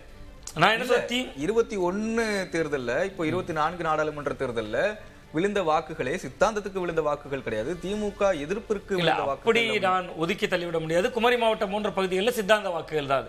மண்டைக்காடு மதக்கலவரம் என்கிற ஒன்று 1982, அதற்கு பின்பு அது சித்தாந்த வாக்குகள்ல ஒரு பெரும்பகுதி இருக்கு, இந்துத்துவ வாக்கு. திமுக எதிர்ப்பு என்பதை அதை கூர்மைப்படுத்தி அதை கொஞ்சம் கூடுதலாக கொண்டு போனதுல பங்களிப்பு வேண்டுமானால் அண்ணாமலைக்கு இருக்கலாம். திமுக எதிர்ப்பை கூர்மைப்படுத்தி, அந்த திமுக எதிர்ப்பை கூர்மைப்படுத்தியனுடைய விளைவு என்ன ஆச்சுன்னா, அதிமுகக்குள்ள இருந்து ஓட்டு எடுத்துட்டு வெளியே வந்துச்சு. அது அதிமுக ஓட்டு குறைந்தது, கிட்டத்தட்ட எந்த வாக்குகள் கூடியது பாஜக வாக்கு. ஆனா இந்த களம் அப்படி இல்லை, சித்தாந்தம் தோற்று விட்டது, அது உண்மைதான். ஆனா சித்தாந்தத்தை அவர்கள் முயற்சி பண்ணிக்கிட்டே இருந்தாங்க. திருப்பரங்குன்ற சம்பவத்தை கையில் எடுத்துச்சே பாஜக, அவங்க சித்தாந்தத்தை ஒதுக்கிட்டாங்க நம்ம சொல்லிட முடியாது. திருப்பரங்குன்றத்தை வச்சு அட்டம் எடுத்தாங்க, தமிழ்நாடு அதுக்கு துணை போகல. நீங்க பாருங்க, தமிழ்நாடு அதுக்காக போராடினது, அதற்கான வழக்குகளுக்கு போனது, அது கோர்ட்டு சொன்னதை செய்யாம இருந்தது எல்லாம் திமுக. ஆனா அந்த மதுரை மண்டலத்துல பாருங்க, தாவேக்கு அதிகமான ஓட்டு வாங்கியிருக்கு. அவன் மக்கள் மன்றத்துல சித்தாந்தம் தோத்து போயிருச்சு, பாஜக தோத்து போயிருச்சுங்கிறது மட்டும் இல்ல, திமுக ஏன் அந்த கட்சிக்கு போடுறோம் அது தோற்று விட்டது. திமுக எதிர்ப்பு என்பதனால ஓட்டு போறோம், அந்த சித்தாந்தம் தோத்து போச்சு. இந்த தேர்தலில் வீசிய ஒரே அலை விஜய் அலை தான் அப்படிங்கறத இது காட்டுது. ஓகே திரு ராம்கி சார், ட்ரெண்ட் எப்படி? ட்ரெண்டு ஒன்றும் பெரிய மாற்றங்கள் இல்லை, அது திரும்ப அந்த 107 நிற்கிறாங்க, 106 107 அப்படிங்கும்போது இது ரொம்ப ரொம்ப இதை திட்டமிட்டதான் கூட இதுக்கெல்லாம் திட்டமிட்டுலாம் வாய்ப்பே கிடையாது. அங்கே சொல்லிக்கலாம் யாரும் திட்டமிட முடியாது. அது ஏன் அந்த நம்பரில் நிற்கிது, இது நமக்கு மீறிய சக்தி ஏதோ ஒன்று இல்லைன்னா ஒரு மொமெண்டம் இருக்கும்ல. தாவேகா ஒரு மொமெண்டம் கொஞ்சம் டக்குன்னு ஒரு புஷ் பண்ணி 115 போயிருக்கலாம் தாவேகா, அங்கேயும் நின்றுட்டு இருக்குது. அண்ணா திமுகவும் அப்படியே அங்கே நிற்கிறாங்க, திமுக நிற்கிறாங்க. இது ஏன் அப்படிங்கிற இதை தான் நான் ரொம்ப யோசிச்சுட்டு இருக்கேன், இது எப்படி சாத்தியம் அப்படின்ட்டு. ஒரு கட்சிக்கு மொமெண்டம் கிடையாது பாருங்க, அப்படியே அங்கதான் மாறிட்டு இருக்கு. அதிமுகவுக்கு திமுக இடையில தான் மாறிட்டு இருக்கு, அந்த இருமுனை போட்டு தான் இருக்கு. ஆமா, ஒரு முனை போட்டு தான். ஆனா ஒன் ஆர் டூ பிளேசஸ் தான் இருக்கு பாத்தீங்களா. ஒரு பல்கா இவ்வளவு மொமெண்டம் வந்தா கூட தாவேக ஒரு இடத்துல போய் நிக்கிறாங்க. இது வரையும் வந்தாச்சு, இன்னும் ஒரு லிட்டில் புஷ் தான். ஆனா அங்க தாண்டி போக முடியாம அந்த 107 118 தாண்டிட்டாங்கன்னு நம்ம கன்ஃபார்மா சொல்லலாம். பட் அது தாண்ட முடியாம ஒரு 10 சீட்டு இழுக்கிறாங்க பாருங்களா. அதுதான் ரொம்ப இது எப்படி சாத்தியம், இதுதான் நம்மளால புரிஞ்சுக்கவே முடியல. எக்ஸிட் போல்லாம் வந்தபோது கூட நம்ம சரி ஏதாவது ஒரு கணக்கில் அடிப்படையில் தான் இருக்கும், இந்த கட்சி இந்த தொகுதியில் இந்த கட்சியோட ஒரு இது செல்வாக்கு இருக்கு, அதெல்லாம் அதை அடிப்படையாக வச்சு எக்ஸிட் போல் கூட பண்ணியிருக்கலாம். பட் இந்த மூமெண்ட் இப்படி இந்த மாதிரியான நிலைமைக்கு காரணம் என்னங்கிறது அதுக்கு ஒரு நம்மளால ஒரு கடைசி வரைக்கும் ப்ரீ போல்லேருந்து ஆரம்பிச்சு எக்ஸிட் போல்லேருந்து இன்னே வரைக்கும் ஒரு இழுபறி தான். ஒரு முடிவு பண்ண ஒரு என்ன காரணங்கிறது நம்மளால ஒரு இறுதி முடிவுக்கு வர முடியாத சூழல் தான் நீடிக்குது. நம்ம ஒரு மண்டலமாக பார்க்கணும். உண்மையிலே வெஸ்ட்ல இந்த அளவுக்கு இதை செல்வாக்கு ரீட்டைன் பண்றது பெரிய விஷயம் தான் நினைக்கிறேன். அதிமுக தொடர்ந்து அவங்க ரீட் பண்றாங்க. வடக்குல நிச்சயமா திமுக கோட்டை இட்டது. மேற்கு மண்டலம் கொங்கு மண்டலத்துல கூட அவங்க தானே முன்னாடி இருக்காங்க. ஆமா, இல்ல நான் பொதுவா சொல்றேன், வடக்குல ரொம்ப ஸ்ட்ராங்கா திமுக அப்படின்னு சொல்லுவாங்கல்ல. இப்ப கம்ப்ளீட்டா திமுக அந்த இடத்த விட்டு போயிடுச்சு. சவுத் ஒரு நியூட்ரலா இருந்துச்சு. அவரும் பல இடங்கள் சொன்னாங்க, சவுத்ல ஒரு பெரிய அலையே எதுவுமே இல்லை, ஒரு நியூட்ரலாவே இருந்தது. எந்த கட்சிக்கு சாதகமா ஆகுங்கிற ஒரு இது இல்லாம இருந்த போதுதான் இப்ப இன்னைக்கு தாவேகா நாகர்கோயிலாம் காத்தடிக்குது அப்படின்னா அது பெரிய விஷயம் ஆக்சுவலா. ஸோ அதனால அங்கேயும் தென் மாவட்டங்களும் தாவேகாவுக்கு கை கொடுத்திருக்கின்றன அப்படிங்கிறத நம்ம பார்க்க முடியுது இதுல. அதனால ஒட்டுமொத்தமா 234 தொகுதியிலையும் ஒரு விஜய் அலை இருந்திருக்கு. அந்த விஜய் அலைக்கு காரணம் நான் அதுல தான் அவருடைய நான் மாறுபடுறேன். அது விஜய்க்கான ஆதரவு அலையா நான் பார்க்கல, அது திமுகவுக்கு எதிர்ப்பலை. இந்த ஆன்டி இன்கம்பன்சி 2 ஃபேக்டர், ஒன்னு ஆன்டி இன்கம்பன்சி ஃபேக்டர், 2 விஜய்க்கு ஆதரவான, ரெண்டுமே டைரக்ட்லி ப்ரொபோஷனல். இது அதிகமா இருந்ததுன்னா இது அதிகமா இருக்கும். ஆனா இது மட்டுமே அதிகமா இல்ல, இது ரெண்டுமே கை கூட்டுக்கு வந்திருக்கு. ரெண்டுமே கை கூடி வரும்போது ரெண்டுமே உச்சம் தொட்டிருக்கிறதா நான் பாக்குறேன். இது நிச்சயமா விஜய்ங்கிற ஒரு தனி கட்சி புதுசா அது மட்டும் இவ்வளவு பெரிய மாயாஜாலம்லாம் பண்ணிருக்க முடியாது. அந்த அளவுக்கு ஆன்டி இன்கம்பன்சி உள்ள இருந்திருக்கு. அந்த பூதத்தை தட்டி எழுப்பி விட்டோம்னா அது எங்கேயோ தூக்கிட்டு போயிடுச்சு நான் பாக்குறேன். ஆன்டி இன்கம்பன்சி அதிருப்தி வாக்குகள் இருந்தது. அதை எடப்பாடி பழனிசாமி அவர்களும் பேசினார்ல, விஜய் பேசினதுனாலதான் அது பூமாச்சு அப்படின்னு தானே எடுத்துக்கணும். இல்லங்க, நம்ம விஜய் பேசினாரு எதிர்ப்பு, திமுக எதிர்ப்பை விஜய் பேசினதுனால வளர்ந்துருச்சு அப்படின்னு தானே எடுத்து. இல்ல அது ரைட்டு தான். நான் சொல்றேன், விஜய் ஃபேக்டர் நம்ம கண் முன்ன பார்த்தோம். ஏன்னா அவருக்கு வரக்கூடிய கூட்டங்கள்ல இருந்து முடிவு பண்ணி அவருக்கு 15%, 20%, 24 அப்படிலாம் கணக்கு பண்ணி பார்த்தோம். இந்த ஆன்டி இன்கம்பன்சி ஃபேக்டர் நம்ம மெஷர் பண்ணவே இல்லையே நம்ம. இன்ஃபேக்ட் நம்ம என்னுடைய நண்பர்கள்லாம் என்ன சொல்லிட்டு இருந்ததுன்னா, ஆன்டி இன்கம்பன்சி இல்லவே இல்லைங்க, ப்ரோ இன்கம்பன்சி இருக்குங்கன்னு சொன்னாங்க. ப்ரோ இன்கம்பன்சி இருக்குங்கன்னு சொன்னாங்க. ஸோ அதெல்லாம் கண்டிப்பா கம்ப்ளீட்டா ஜட்ஜ் பண்ணவே இல்லை ஆக்சுவலா. ஆக்சுவலா. இந்த ஒரு 2 ஃபேக்டர் இருக்கு. 2 ஃபேக்டரையும் நம்ம பார்த்தோம். 2 ஃபேக்டர் கைகூடி வந்ததுனால தான் இவ்வளோ பெரிய ரிசல்ட்ஸ் அவருக்கு கிடைச்சிருக்குது. பட் இந்த ஃபேக்டர் நம்ம வந்து ஜட்ஜ் பண்ணவே மறந்துட்டோம். பட் இது வந்து நம்ம கண்முன்னா பார்த்தோம். நீங்க ஈஸியாக கொஞ்சம் ப்ரிடிக்ட் பண்ணலாம். நீங்க வந்து வியூஸ் வச்சு அவர் பிரச்சாரத்துக்கு போகும்போது வர்ற வியூஸ், லைக்ஸ், அவர் கூடின கூட்டங்கள், அந்த கவுண்டிங்லாம் போட்டு ஒரு பூத்துக்கு 200 ஓட்டு அப்படிலாம் கணக்கு அதெல்லாம் பண்ணும்போது ஓரளவு மேட்சாக வந்துச்சு. பட் இதை நம்ம ப்ரிடிக்ட் பண்ணவே இல்லை. அதோடைய விளைவு தான் இந்த அளவுக்கு இவ்வளோ தூரம் போயிருக்கு. பட் இது உண்மையிலே பெரிய ஆச்சரியம் தான். என்னன்னா நீங்க வந்து ஒரு புது சக்திக்கு மக்கள் ஆதரவளிக்க தயாராக இருக்கிறார்கள் அப்படிங்கிறதே ரொம்ப பெரிய ஆச்சரியம் தான் ஆக்சுவலா. ஏன்னா மக்கள் அந்த அளவுக்கு தமிழ்நாடு மக்கள் ரொம்ப பார்த்து தான் கவனமாக தான் வாக்களிக்கக்கூடியவர்கள். திடீர்னு வந்து திமுகவும் அண்ணா திமுகவும் எனக்கு பிடிக்கல அப்படின்னு கண்மூடித்தனமாக விசில் வேணாம்னு முடிவு பண்ணிட்டேன். அதான் எதுவுமே வேணாம் அப்படின்னு சொல்லி முடிவு எடுத்த மாதிரி தான் இருக்கு. நேரா போறோம், விசில பாக்குறோம், விசில பார்த்து ஒரு கிளிக் பண்றோம் அப்படிங்கிற மாதிரி தான் அப்படிதான் இருக்குது பெரும்பாலான தொகுதிகளில். இந்த மன ஓட்டம் எப்படி வந்தது? இது வந்து ஏன் சீமானால சாத்தியப்படவில்லை? இதே தானேங்க திமுக அண்ணா திமுக ரெண்டுமே பிடிக்கலங்கிறதுல இருந்து ஆரம்பிச்சார் அவருடைய அரசியலே. விட அதிகமான பேச்சாளர்கள் அவர் ரொம்ப இன்டீடைலா பேசினாரு. அவர் ஒரு ரோட் மேப். இப்ப இன்னை வரைக்கும் தாவேக ஆட்சிக்கு வந்து என்ன பண்ண யாருக்குமே தெரியாது. அவங்க வாக்குறுதியும் கொடுக்கல, ஒண்ணும் கொடுக்கல, ஏதோ பேசிட்டு இருந்தாங்க. இன்னை அடுத்த என்ன பண்ண வர அடுத்த 1 ஆண்டுகளுக்கு 2 ஆண்டு என்ன பண்ணுவாங்க எந்த கிளாரிட்டியும் கிடையாது. அது ஒரிஜினல் ஒன்று பேச போறாரு, விஜய் ஒன்று பேச போறாரு, புஷி ஆனது ஒன்று, ஆளாளுக்கு ஒன்று பேச போறாங்க. அந்த குழப்பங்கள் நம்ம பார்க்க தான் போறோம். பட் இவ்வளோ தெளிவாக தன்னுடைய பயணத்தை திட்டமிட்டு கட்டமைத்த சீமானுக்கு ஏன் இந்த மொமெண்ட்டை கொஞ்சம் கூட கை கொடுக்கல அப்படிங்கிறது தான் இந்த தேர்தலோட மிகப்பெரிய ஆச்சரியம். சதவீதம் குறைஞ்சிருக்கு. ஒரு 5% இப்போ நிலவரப்படி ஒரு 5% குறைஞ்சிருக்கு. எனக்கு 5% கூட நான் வந்து இந்த அலையில 5% எடுக்கிறதே நல்ல விஷயம். நானும் சொல்லிடுறேன். 3 தான் இருக்கு. 3 தான் இப்போ இருக்கு. 3ங்கிறதே அவருக்கான இது கொஞ்சம் குறையுதான். பட் 8 கிடைக்காதுன்னு நல்லா தெரியும். கூட்டணி கட்சிகளை பத்தி பேசணும். இடதுசாரிகளுக்கு அதிகமாக தொகுதிகள் ஒதுக்கல அப்படின்றது புகாராக இருந்தது. ஆனா ஸ்ட்ரைக் ரேட் அவங்க இந்திய கம்யூனிஸ்ட் கட்சி அதிகமாக தான் வச்சிருக்காங்க. இது எப்படி புரிஞ்சுக்கிறது? இல்ல, திமுக வந்து இந்த தேர்தலை அணுகிய முறையில கூட்டணி கட்சிகளை நடத்திய விதமே அவர்களுக்கு தோல்வி. முதல்ல கிட்டத்தட்ட அவர்கள் வந்து காங்கிரஸ் கட்சிக்கு 25, 28 சிஎம் வெளியில வந்து முடிச்சிட்டோன்னு சொன்னது, இது எல்லாமே ஒரு வகையில நீங்க வந்து கிரவுண்ட்ல வந்து ஜெல்லாகுமா அப்படின்னு கேட்டா திமுக காங்கிரஸ் உறவுல சிக்கல் இருக்கு அப்படிங்கிறது கிரவுண்ட்ல வந்து பெரிய ரிஃப்ளெக்ட் ஆயிருக்கு. உங்களுக்கு திமுகவினருடைய தொகுதிகளை பிடிங்கி காங்கிரஸ் கொடுத்தது, காங்கிரஸோட தொகுதிகளை தானே எடுத்துக்கிட்டது, இது மாதிரியான சில விஷயங்கள். ஒரு எக்ஸாம்பிள் சொல்றேன். இல்ல, அதை வந்து நம்ம பாசிட்டிவா தானே அப்ரோச் பண்ணோம். தேர்தலுக்கு முன்னாடி திமுக வந்து ஒரு பாசிட்டிவான அப்ரோச்சோட நாங்க பாத்துக்கிறோம், நாங்க வெற்றி பெற வைக்கிறோம். இந்த ஃபார்முலா உங்களுக்கு கடந்த தேர்தல்கள்ல உதவி இருக்குல்ல? உதவி இருக்கு. ஆனா நீங்க அதை பேசு பொருளாக்காம இருந்திருக்கணும்ல. ஒரு பக்கம் அப்படியான நேசக்கரம் ஒரு பக்கம் நீட்டுறானோ, கிரீஸ் ஒடங்கர் இன்னமும் தாவேகாவுக்கு 18% அவர் சொன்னதா இருக்கலாம்.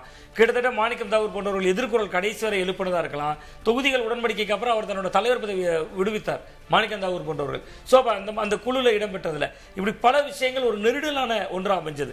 இன்னொன்னு, திமுகவுடைய ஒரு பெரிய தன்மை இருந்தது. அதுக்குள்ள என்ன பெரிய தன்மை நான் சொல்றேன்னா, சிபிஎம்முக்கு கடந்த முறையை விட ஒரு இடம் குறைக்கப்படுது, சிபிஐக்கு கடந்த முறையை விட ஒரு இடம் குறைக்கப்படுது. அது இடதுசாரிகள் கிரவுண்ட்ல நிக்கிறவங்க கிட்ட ஒரு அயற்சியை தந்துருது. தன்னால திமுக பாருங்க, பாஜக எதிர்ப்புன்னு ஒரு அணி அமைக்கிறார். பாஜகவே இந்த தேர்தலில் ரியாக்ட் ஆகல. பாஜக ஆதரவாலையும் இல்லை, எதிர்ப்பலையும் இல்லை. அப்புறம் எப்படி அந்த அணிக்கு முதல்ல வாக்கு திரள் வரும்?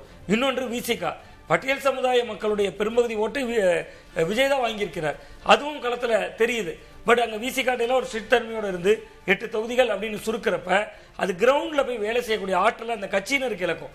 நான் சொல்றேன், 2 கட்சியிலையுமே கூட்டணி கட்சியினர் பெரிய திருப்தியாக வேலை செய்யல. செய்திருந்தா இன்னும் கூட அவர்களால் ஜெயித்திருக்க முடியும். 2 கூட்டணிக்குள்ளும் அந்த குழப்பம் இருந்தது. திமுகவிலையும் இருந்தது, அண்ணா திமுகக்குள்ளேயும் இருந்தது.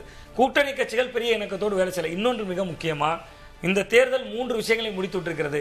அதுல மிக மிக முக்கியமா மக்கள் பணம் பெற்றிருக்கிறார்கள். இந்த தேர்தலில் பணத்தை வாங்கிட்டு பணம் கொடுக்காதவருக்கு வாக்களித்திருக்கிறார்கள். அது பெரிய முக்கியமான புள்ளிங்கிறேன். அவங்களும் கொடுத்திருக்கிறதா செய்தி எல்லாம். ஆமா, அது 1-2 தொகுதிகளை கொடுத்திருக்காங்க, திருநெல்வேலி போன்ற தொகுதிகள்.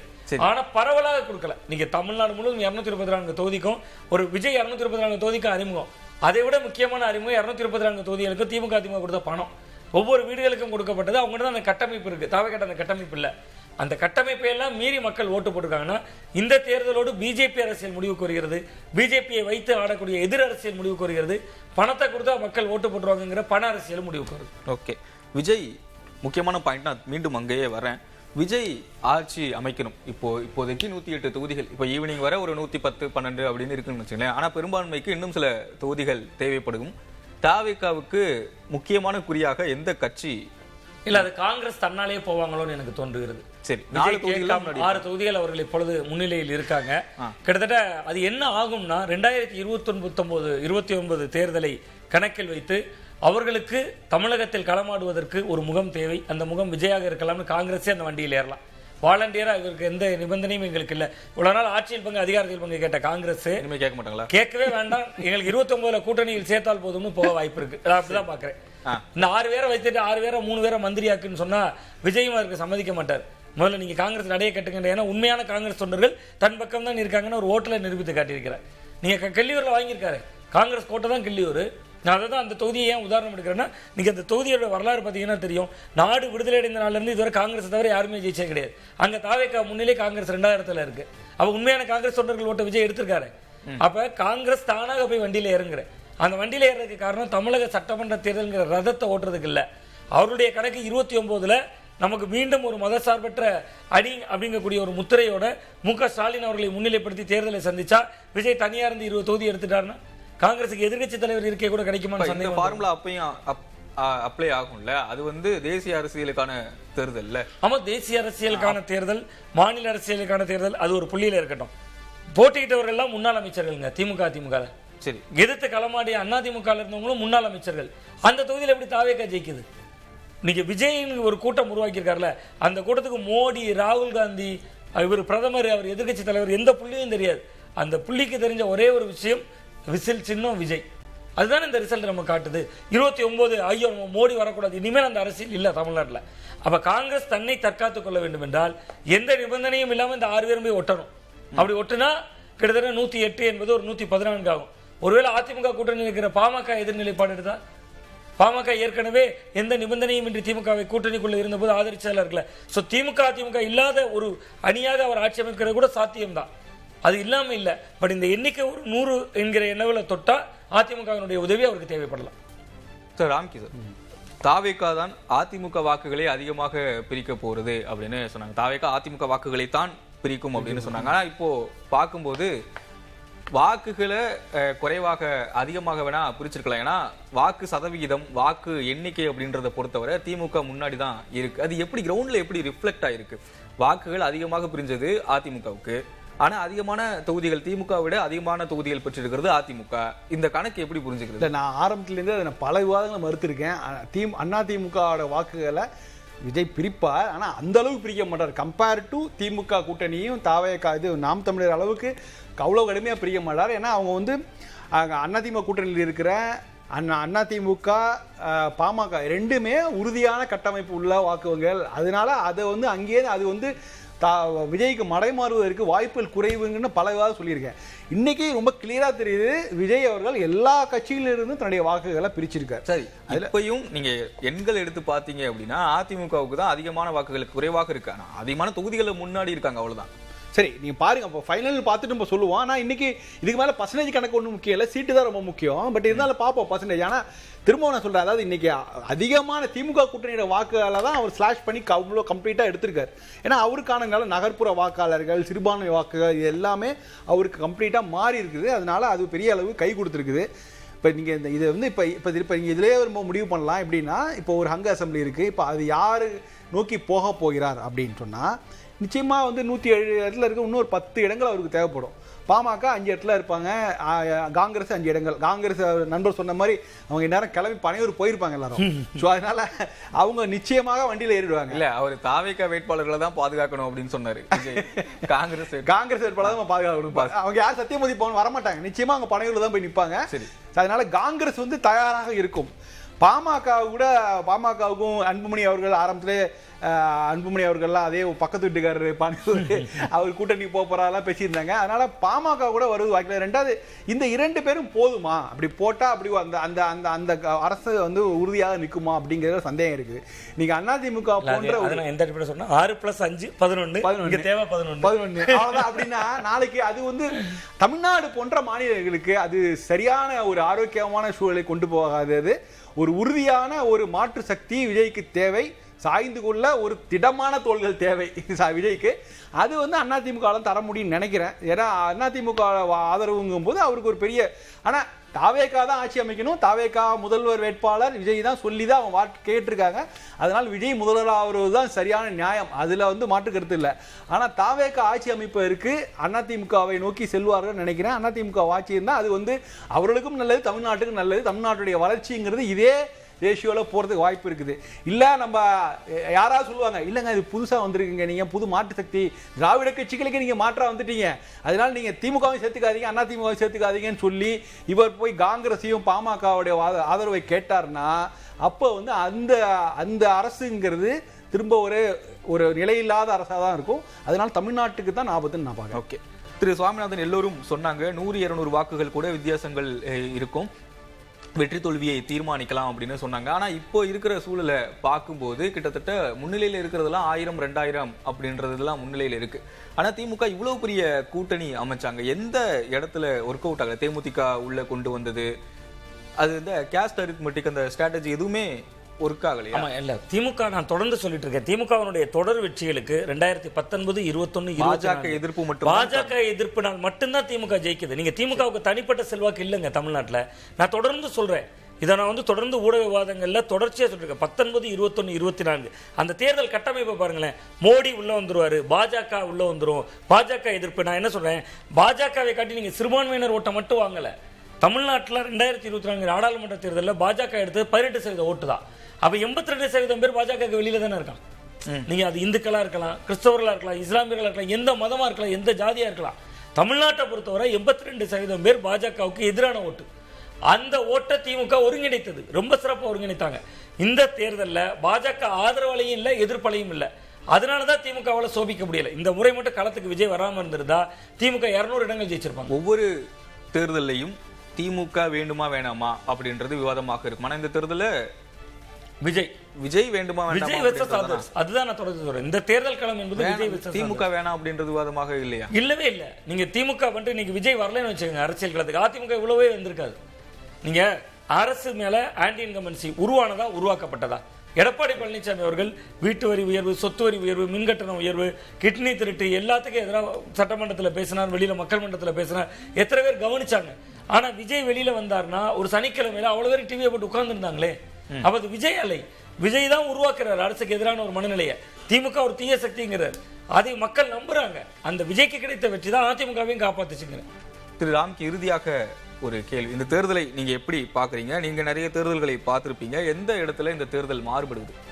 இல்லை, இது முற்றிலும் நம்ம ஆரம்பத்துலேருந்தே ஒரு புதிய தேர்தலாக தான் பார்த்தோம். ஒரு வித்தியாசமான சூழலை பிரச்சாரத்துலேருந்து ஆரம்பித்து விஜய்க்குங்கிற கூட்டம், திமுக முன்வைத்த பல விஷயங்கள், அதிமுக அதுக்குள்ளே மேலே இருந்த சந்தேகம், பாஜக இயக்குகிறதோ அது இதுன்ட்டு இந்த விஷயங்களுக்கு நான் ஸ்டாப்பாக ஒரு ஆண்டுகளாக கூட்டணியில் அமைப்பதில் உள்ள சிக்கல்கள், யார் கூட்டணி வந்தால் கூட யார் எப்போ சேம் சைடு கோல் போடுவாங்க அப்படிங்கிற ஒரு நிச்சயமற்ற தன்மை, இதெல்லாமே வந்து வேறு எந்த தேர்தலையும் பார்க்கல. நீங்கள் வந்து 2006, 2011 தேர்தலில் கூட கடைசி நேரம் மாறுதலுக்கு உட்பட்ட மாதிரி ராம்தாஸ் இங்கேருந்து அந்த கேம்ப் போவார், வைகோ இந்த கேம்ப் போவார், அதெல்லாம் ஒரு பெரிய செய்திகளை உருவாக்கும், பரபரப்பாக செய்திகள் உருவாக்கும். ஆனால் ஒன்ஸ் அவர் நகர்வுகள் முடிந்த பிறகு அந்த தொடர்களும் அந்த மெயின் பார்ட்டிஸ் உள்ள திமுக அதிமுக சேர்ந்து ஒர்க் பண்ணுவாங்க, ரிசல்ட்ஸ் வரும், அதுக்கப்புறம் ஒன்றும் பெரிய. ஆனால் இந்த நகர்வுகள்லாம் இங்கேயும் இருந்தது, ஆனால் நகர்வுகளுக்கு அப்புறம் ஒரு நம்பகத்தன்மையே வரல. இது விஜய் அவர்களுடைய குரல்லையே சொல்லிடுறேன். விஜய் அவர்கள் ஒரு இடத்தை குறிப்பிட்டார், இந்த தேர்தல் ஒரு வித்தியாசமான தேர்தல் என்று சொல்கிற பொழுது 67, 77 போன்று ஒரு தேர்தல், அந்த தேர்தல் தான் இந்த தேர்தல். அதை விட விஜய் அதிகமா வாக்கு வாங்கியிருக்காரு எம்ஜிஆரை விட. இல்ல 67, 77 புரட்சி நடந்தது, அந்த புரட்சி நடந்து விட்டது. இந்த தேர்தல் விசில் புரட்சி நடந்து விட்டது. நீங்க வந்து அவருடைய ஒரு படத்துல சர்க்கார் நினைக்கிறேன் ஒரு விரல் புரட்சியும் பாரு, அந்த புரட்சியை மக்கள் அவர் கொடுத்துட்டாங்க. பட் இனிமேல் அவருக்கு கடமையும் பொறுப்பும் மிதமின்றி அதிகமான அளவில் இருக்கிறது. அதை அவர் எந்த அளவு சாதிக்கிறார் என்பதை பொறுத்தான் இருக்கிறது. மற்றபடி இந்த தேர்தல் எந்த தேர்தலும் ஒப்பிட முடியாது. சமகால தேர்தல் 67 திமுக ஆட்சி கட்டிலுக்கு வந்தது, காங்கிரஸ் பாரம்பரியம் வீழ்த்தப்பட்டது. 1977 எம்ஜிஆர் அவர்கள் ஆட்சி கட்டிலுக்கு வந்தார், அன்றைக்கு நீண்ட நெடிய அனுபவம் கொண்ட திமுக வீழ்த்தப்பட்டது. அதுபோன்று 2 திராவிட கட்சிகளும் இந்த தேர்தலில் வீழ்த்தப்பட்டிருக்கிறது. அதுதான் இந்த தேர்தலில் நடந்திருக்கக்கூடிய மாற்றம் அப்படின்னு பார்க்கிறேன். திரு புன்னைவளவன், அதிமுகவுக்கும் திமுகவுக்கும் நேரடியாக போட்டி இருக்கும் அப்படின்னு பல தொகுதிகளில் எதிர்பார்த்தாங்க. உதாரணத்திற்கு நம்ம பல்லாவரத்தில் எடுத்துக்கலாம்ல, அங்க தேமுதிகவுக்கும் ஐஜேகேவுக்கும் தான் நேரடியாக போட்டி இருக்கும் அப்படின்னு பலரும் சொன்னாங்க. மதுரையில சுந்தர் சிக்கும் பிடிஆருக்கும் தான் போட்டி இருக்கும்னு சொன்னாங்க. ஆனா தாவேகா வேட்பாளர்கள் அங்க நல்லா பெர்ஃபார்ம் பண்ணியிருக்காங்க. அது எப்படி பாக்குறது? இல்லை, தாவேகா வேட்பாளர்களுடைய மெரிட், அவங்க லோக்கல்ல செய்த வேலை, இதற்காக கிடைத்த ஓட்டா நம்ம அதை கன்சிடர் பண்ண முடியுமா? கிடைச்ச ஓட்டு அப்படி வந்திருந்தா அது வேல்யூ அடிஷன். ஓகே, கிடைத்திருக்க வேண்டிய முடிவில் கூடுதலாக அவங்களால எவ்வளவு சேர்க்க முடிஞ்சதோ அவங்க உழைப்பின் மூலமாக அவங்க அதை சேர்த்திருந்திருக்கலாம். ஏன்னா பல வேட்பாளர்கள் ரொம்ப நெருக்கடிக்கு இடையில தான் வேலை பார்த்தாங்க. பெருமளவுக்கு முடிஞ்சவங்க, அவங்களுக்கு ஆல்ரெடி வெல் டு டூவா இருந்தவங்க அந்த செலவுகளை மீட் பண்ணிக்கிட்டாங்க. முடியாம பலரும் கடன் வாங்கி செய்ததெல்லாம் செய்திகள் இருக்கு இன்னமும் கூட.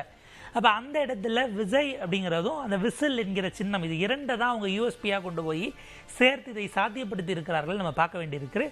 அந்த ஃபேக்டர் அது ஒரு வேவுங்கிறத தாண்டி இது ஒரு சுனாமி அப்படிங்கிற லெவலுக்கு இவ்வளவு கிரவுண்ட் வரைக்கும் போனது அப்படிங்கிறது தான் யாருமே எதிர்பாராதது, அல்லது தவறாக கணித்த இடம், அசஸ் பண்ண இடமா அதுதான் நிற்குது.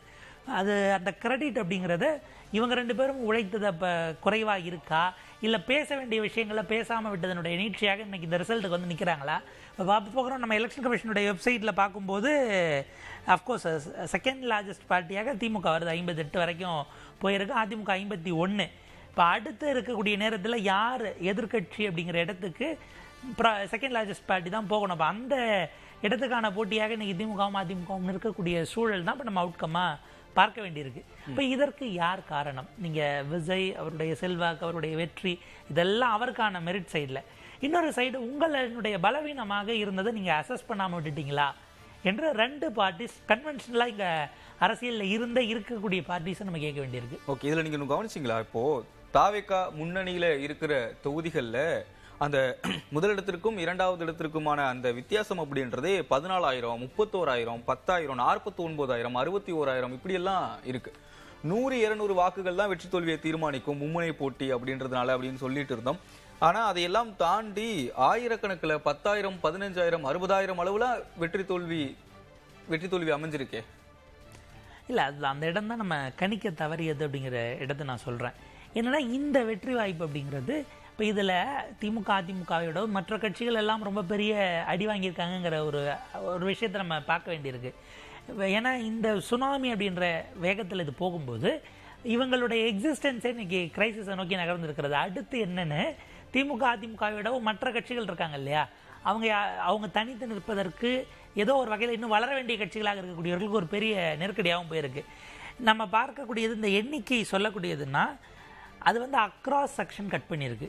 உங்களுக்கு இந்த வாக்குகள் தான் அப்படின்னு இல்லாமல் எங்கெல்லாம் வாக்கு இருக்கோ எல்லா இடத்துல இருந்தும் எடுத்திருக்கு என்பதனுடைய ரீடிங்காக தான் நம்ம பார்க்க வேண்டியிருக்கு. நீங்கள் தாவேகாவினுடைய அந்த இதை சொன்னீங்க, பட் டிஎம்கே இருக்கக்கூடிய இடத்துல உங்களுக்கு 30 வாக்குகள், 100 வாக்கு, 1000, 1500 இந்த லெவலுக்குள்ளே இருக்குது. அப்போ அந்த பைப்போலாரை அவங்க ஃபிக்ஸ் பண்ணப்பட்ட இடம் டிவிகேவால் ஒரு இம்பாக்ட் ஏற்படுத்த முடியாத அந்த கான்ஸ்டுவன்சிஸ்குள்ளே ஸ்டேட்டஸ்கோ கண்டினியூ ஆன இடத்துல அது அப்போ டிவிக்கு ஒர்க் அவுட் ஆனது ஒரு பாயிண்ட் பியாண்ட் ஒரு பாயிண்ட் போகுது அப்படின்னா அது பெரிய ஸ்வீப்பா இருக்கு. ஓகே, தமிழிசை சவுந்தரராஜன் 3வது இடத்திற்கு தள்ளப்பட்டிருக்கிறார். 26,148 வாக்குகளை பெற்றிருக்கிறார்.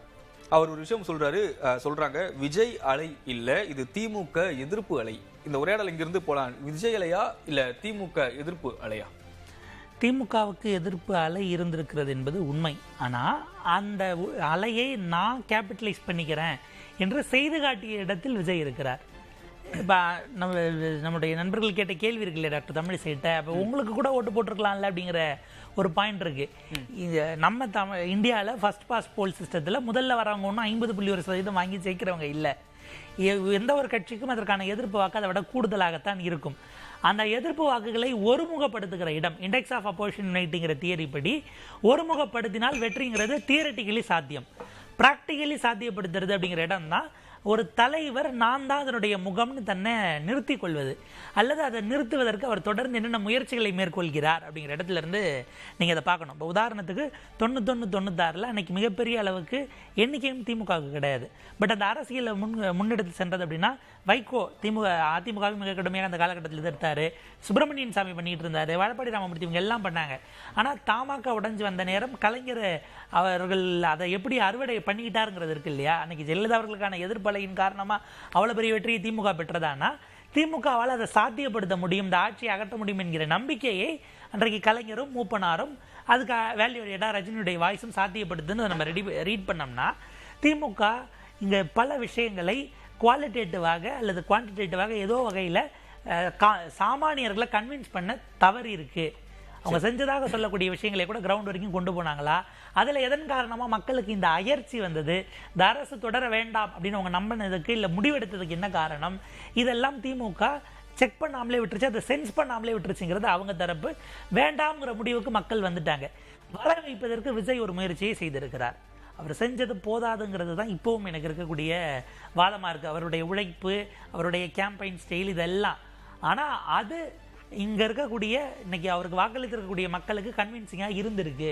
சரி, அப்போ விஜய் திமுகவுக்கு எதிர்ப்பான அலை இருந்திருக்கிறது. அதை தன்மையப்படுத்துகிற இடத்தில், அதை சாத்தியப்படுத்துகிற இடத்தில் விஜய் இருந்திருக்காருன்னா அது விஜய்க்கான கிரெடிட்ஸ் ஆகும் தானே கொடுக்கணும். நீங்க இதை இப்படி பார்க்கலாமா? கடந்த 3 ஆண்டுகள் திமுக ஆட்சிக்கு வந்ததற்கு பிறகான 3 ஆண்டுகளை திமுக எதிர்ப்பை மிகப்பெரிய அளவில் கொண்டு சென்றவர் அண்ணாமலை. அண்ணாமலையை நீக்குறாங்க, அங்க நயினா நாகேந்திரன் அவர்களை கொண்டு வராங்க. அண்ணாமலையை நீக்கும் போதே மிகப்பெரிய பாஜக ஆதரவாளர்கள் மத்தியில ஏன் நீக்கிறீங்க அப்படின்னு கேள்வி எழுந்தது. இப்ப வேட்பாளராகவும் அவர் அறிவிக்கப்படல. ஒருவேளை அண்ணாமலை அவர்கள் கட்சியிலேயே வேட்பாளராக இருந்து தலைவராக நீடிச்சிருந்தாரு அப்படின்னா பாஜக இப்ப வாங்கின வாக்குகளை விட இன்னும் கொஞ்சம் அதிகமாக வாக்குகளை வாங்கி அதிமுக கூட்டணிக்கு இன்னும் கொஞ்சம் பலம் சேர்த்திருப்பதற்கான வாய்ப்பு இருக்கிறதா? ஏன்னா திமுக பாஜக அப்படின்றது மற்ற மாநிலங்கள்ல பாஜக ஆதரவாளர்களாக இருக்கக்கூடிய வாக்குகள். ஆனா தமிழ்நாட்டுல திமுக எதிர்ப்பு வாக்குகள், அதை அண்ணாமலை இன்னும் அதிகமாக கல்டிவேட் பண்ணாரு. இப்போ அவர் மாற்றுறதுனால அந்த வாக்குகள் விஜய்க்கு போனதுக்கான வாய்ப்பு இருக்கா? அண்ணாமலையினுடைய மாற்றம் என்பது என்டிஏவுக்கு இம்பாக்ட் ஆகியிருக்கு. ஏன்னா பிரதமர் அமித்ஷா அவர்கள் சொன்னதை போல அவங்க 20, நாங்கள் 18 சேர்த்தா 38 எங்க அலையன்ஸ்க்கான ஓட் ஷேர்னு அவர் சொன்னாரு. 2024 டேட்டா வச்சு 22 வரைக்கும் அவங்க வாங்கியிருந்தாங்க, இது 18 இருந்தது, சேர்த்தா 40ங்கிற இடம். ஆனா ஏன் அது வரல?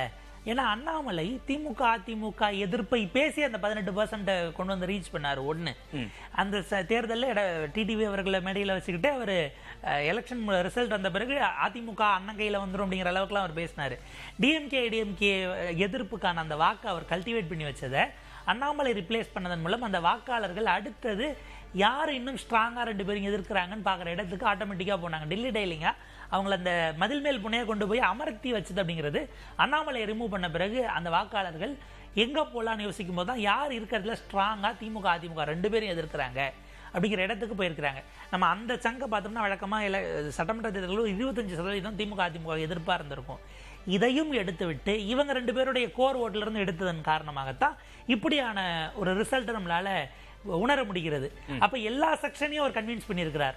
திமுகவுக்கு ஆதரவாக இருந்தவர்கள், அதிமுக ஆதரவாக இருந்தவர்கள், இவங்க 2 பேரையும் எதிர்த்தவர்கள். அதானே எல்லாரும் மண்டையை பிச்சுக்கிறாங்க. எப்படி நடந்துச்சு இது அப்படின்னு தானே அந்த விஷயத்தை தான் நம்ம இதுக்கப்புறம் உட்கார்ந்து வாரக்கணக்கில் உட்கார்ந்து பகுப்பாய்வு செய்ய வேண்டிய இடத்துக்கு நம்ம பத்திரிகையாளர் சிவபிரியன் சொன்னார். இது கேஸ் ஸ்டடி.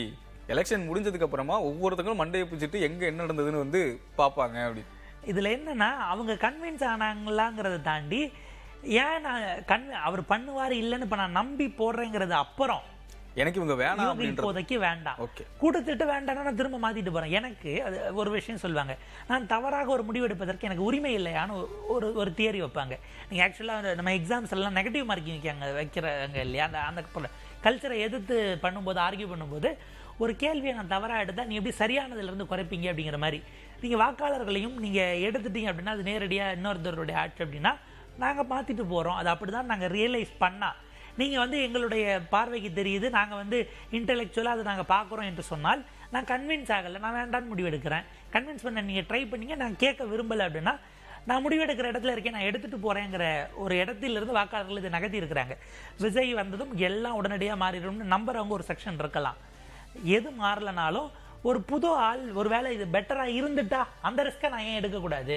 சரி, வந்தா சரியில்லாம போகும் நீங்க சொல்றீங்க, நான் வர வச்சு பார்த்துட்டு இல்லை நான் மாத்திக்கிறேன் அப்படிங்கிற அதாவது பாலிடிக்ஸ் அவ்வளவு சீரியஸா நம்ம மக்கள், நான் சொல்றது அவங்களுடைய பிரச்சனைகளை அவங்க சீரியஸா பார்த்துருப்பாங்க, அதுக்கு சொல்யூஷன் வேணுங்கிறதுக்கான முயற்சிகளை தேடி இருப்பாங்க. ஆனா பொலிட்டிக்கலி நீங்க மாத்தி மாத்தி செய்யக்கூடிய விஷயங்கள், விமர்சனங்கள், இதை நாங்க காமா பார்த்துக்கிறோம். அந்த பிறகு இது இன்னொரு தமிழ்நாடு சென்ட்ரிக்கான திமுக அதிமுக மாதிரி கூட இருந்துட்டு போட்டோம், அதை நான் செக் பண்ணி பார்த்துட்டு ஒருவேளை நான் ரிஸ்க் எடுக்கிறேன் 50-50 இது பெட்டரா இருந்துச்சுன்னா நான் இதுக்கே கண்டினியூ பண்ணிட்டு போறேன் அப்படிங்கிற ஒரு இடத்தை நோக்கி தான் நகர்த்தி இருக்கிறார்கள். இதுல எனக்கு அடுத்து நான் இது பார்க்கக்கூடியது, ஃபோர்காஸ்ட் பண்ணக்கூடியது திமுக அதிமுகவிலிருந்து பஞ்சான ஆட்கள் அடுத்து தாவேகாவை நோக்கி இடம்பெயர்வார்கள். இது வரும் நாட்கள் ஆப்வியஸா நடக்கும் அப்படிங்கிறதையும் நம்ம கவனிக்கணும். வேட்பாளராக போனவர்கள் அவங்க சேனல் மூலியமாகவும் திரும்ப போக வாய்ப்பு இருக்கு. ஒரு நியோ ஏடிஎம்கேவாக விஜய் தன்னை பொசிஷன் பண்ண விரும்பினார் அப்படின்னும் அவர் ஒரு நியோ ஏடிஎம்கேவாக தன்னை சக்சஸ்ஃபுல்லா பொசிஷன் பண்ணிட்டார் என்பதாக நம்ம இதை பார்க்க வேண்டியிருக்கு. அடுத்த கட்டமாக அந்த கட்சிக்கான வளர்ச்சி என்கிற இடத்தில் ஒரு ஆர்கனைசேஷனல் இதை நோக்கி அது நகர போது மற்ற 2 பேரும் இருக்கக்கூடிய கட்டமைப்பை எப்படி நம்ம ஸ்திரப்படுத்த போறோங்கிற இடத்தை நோக்கி நகர்வதற்கான வாய்ப்பு சூழல் தான். நீங்க சொன்னதுல 2 விஷயங்கள் எடுத்துக்கிறேன். இந்த தேர்தலையும் திமுக வேணுமா வேணாமா அதுதான் பேசு பொருளாக தமிழ்நாடு டெல்லி எடுபடல. திமுக வேணுமா, திமுக எங்களுக்கு வேண்டாம் அப்படின்னு முடிவெடுத்திருக்காங்க குறிப்பிட்ட மக்கள். இரண்டாவது நம்ம நார்மலா பேசிட்டு இருந்தோம், மற்ற கட்சிகள் தான் டிவிகே வேட்பாளர்களை விலைக்கு வாங்கலாம், வெற்றி பெற்றவர்களை விலைக்கு வாங்கலாம், விஜய் அதை நம்பி கூப்பிட்டு பேசினாரு அப்படின்ற செய்திகள் எல்லாம் பார்த்தோம். ஆனா இப்போ மற்ற கட்சிகள்ல இருக்கக்கூடிய எம்எல்ஏக்கள் தாவேகா பக்கம் போவதற்கான வாய்ப்பு இருக்கு அப்படின்னு எம்எல்ஏக்களும் போவார்கள், கட்சி பொறுப்பாளர்கள், முன்னாள் அமைச்சர்கள், அரசியல் அங்க அந்தந்த மாவட்டங்கள்ல இருக்கக்கூடிய பவர் சென்டர்ஸ் இருக்குல்ல, திமுக பவர் சென்டர்ஸ் ஜாஸ்தி. இன்னைய தேதிக்கு நீங்க இங்க போனீங்கன்னா பவர் சென்டர்ஸ் குறைவா இருக்கும், உங்களுக்கு ஒரு வளர்ச்சி இருக்கும் நம்பக்கூடியவர்கள்.